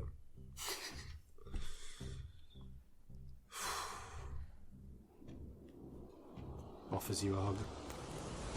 Hugs. Gives you one. Stands up, salutes Corzin. Corzin returns it Captain. smartly. All right Best of then, luck. Corzin says to little Corzin. You ready for an adventure? Mm-hmm. Good, because I have absolutely no idea what's happening next. But it seems to involve Scamp scratching crayons on the floor. Yeah, I got a lot of drawing to do. Don't worry. It's honestly pretty cool. There I think is you're gonna love it. familiar to you, but not to the three of those viewing it. As you finish this circle, Little Yeah. Corzin. A thing worth noting. Mhm. This is a very, very secret thing that Scamp can do. Just don't tell anyone. Yeah. That's all right. okay. I know that you're quite good with secrets, so it should be fine. But I thought somebody should tell you it was a secret. Like, the people you're going to obviously know about this, but Yeah, they know literally about it. no one else does. So, Oh no, I get it. It's like Talc says. Take it to your grave, and if you tell anyone, take it to theirs. We really, Okay, we really need to Excellent. find you you are some other hanging out with the influences. right people. You are getting an excellent education. A+ parenting, everyone. I mean, honestly, better than some of the shit that I was probably coming out with as a kid. So you know. Scamp, as you finish drawing the crayons with the powdered gemstones that aren't really a part of this, there's the flash of light that begins to consume them, and the air picks up the breeze, strange circular breeze. Little Corzin holds on with both hands to his father's hat. Oh, Can we assume that we've popped a sending off at this point? yeah, you pop a sending off Like to we have, take you know. off, pop sending off to Justice. He's like, right, okay. And I think like Yeah. we said we've already you've already arranged this. We're just telling them it's Yeah. today. And right, okay, it's today. We'll make sure we're ready. And as the air picks up with a, a line of white light appears in the middle of the circle. Oh, fuck. Yep. And widens out to that strange, kind of like, doesn't look like a sphere, but it looks like a hole, a 2D hole from all sides. And on the other side, Destin Sukaline, I mean, at this point now, the Grimani's vault and basement, with a similar wind swirling round there. How much time do we have? Not much, go. All right, Run, here run, we run. go! Go, go, go. And the pair of them... Courage just picks little Corzin up. Good luck, Corzin. I love you. I love you! Oh. As the gate seals shut. Corzin sinks visibly. How are you doing? That never gets any fucking easier. And on that note, I think we're going to end for today. So, as to what you do next, we will find out next time. Thank you all very Sam, much I'm for playing. crying. You made me cry, you bastard. I'm almost going myself. honestly. I miss my dad. Oh, I'm Sorry. Lockdown's a I'm so fucking sorry. bitch, isn't it? It's Thank a good you all. missing. Yeah. You're a good imaginary parent. I tried. Imaginary parent. Thank you all for playing. Thank you all for listening. And farewell from all of us here at Flintlocks and Fireballs. Fair seas and natural 20s.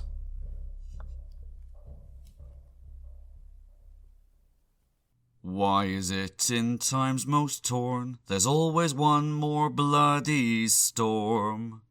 I'll see you soon, son, just like that. Return to come and get my hat. So gather your muskets, gather your spears, we'll plunder the shores of Calcinea. No kraken, storm or spell we fear, so come and sail with us, my dear.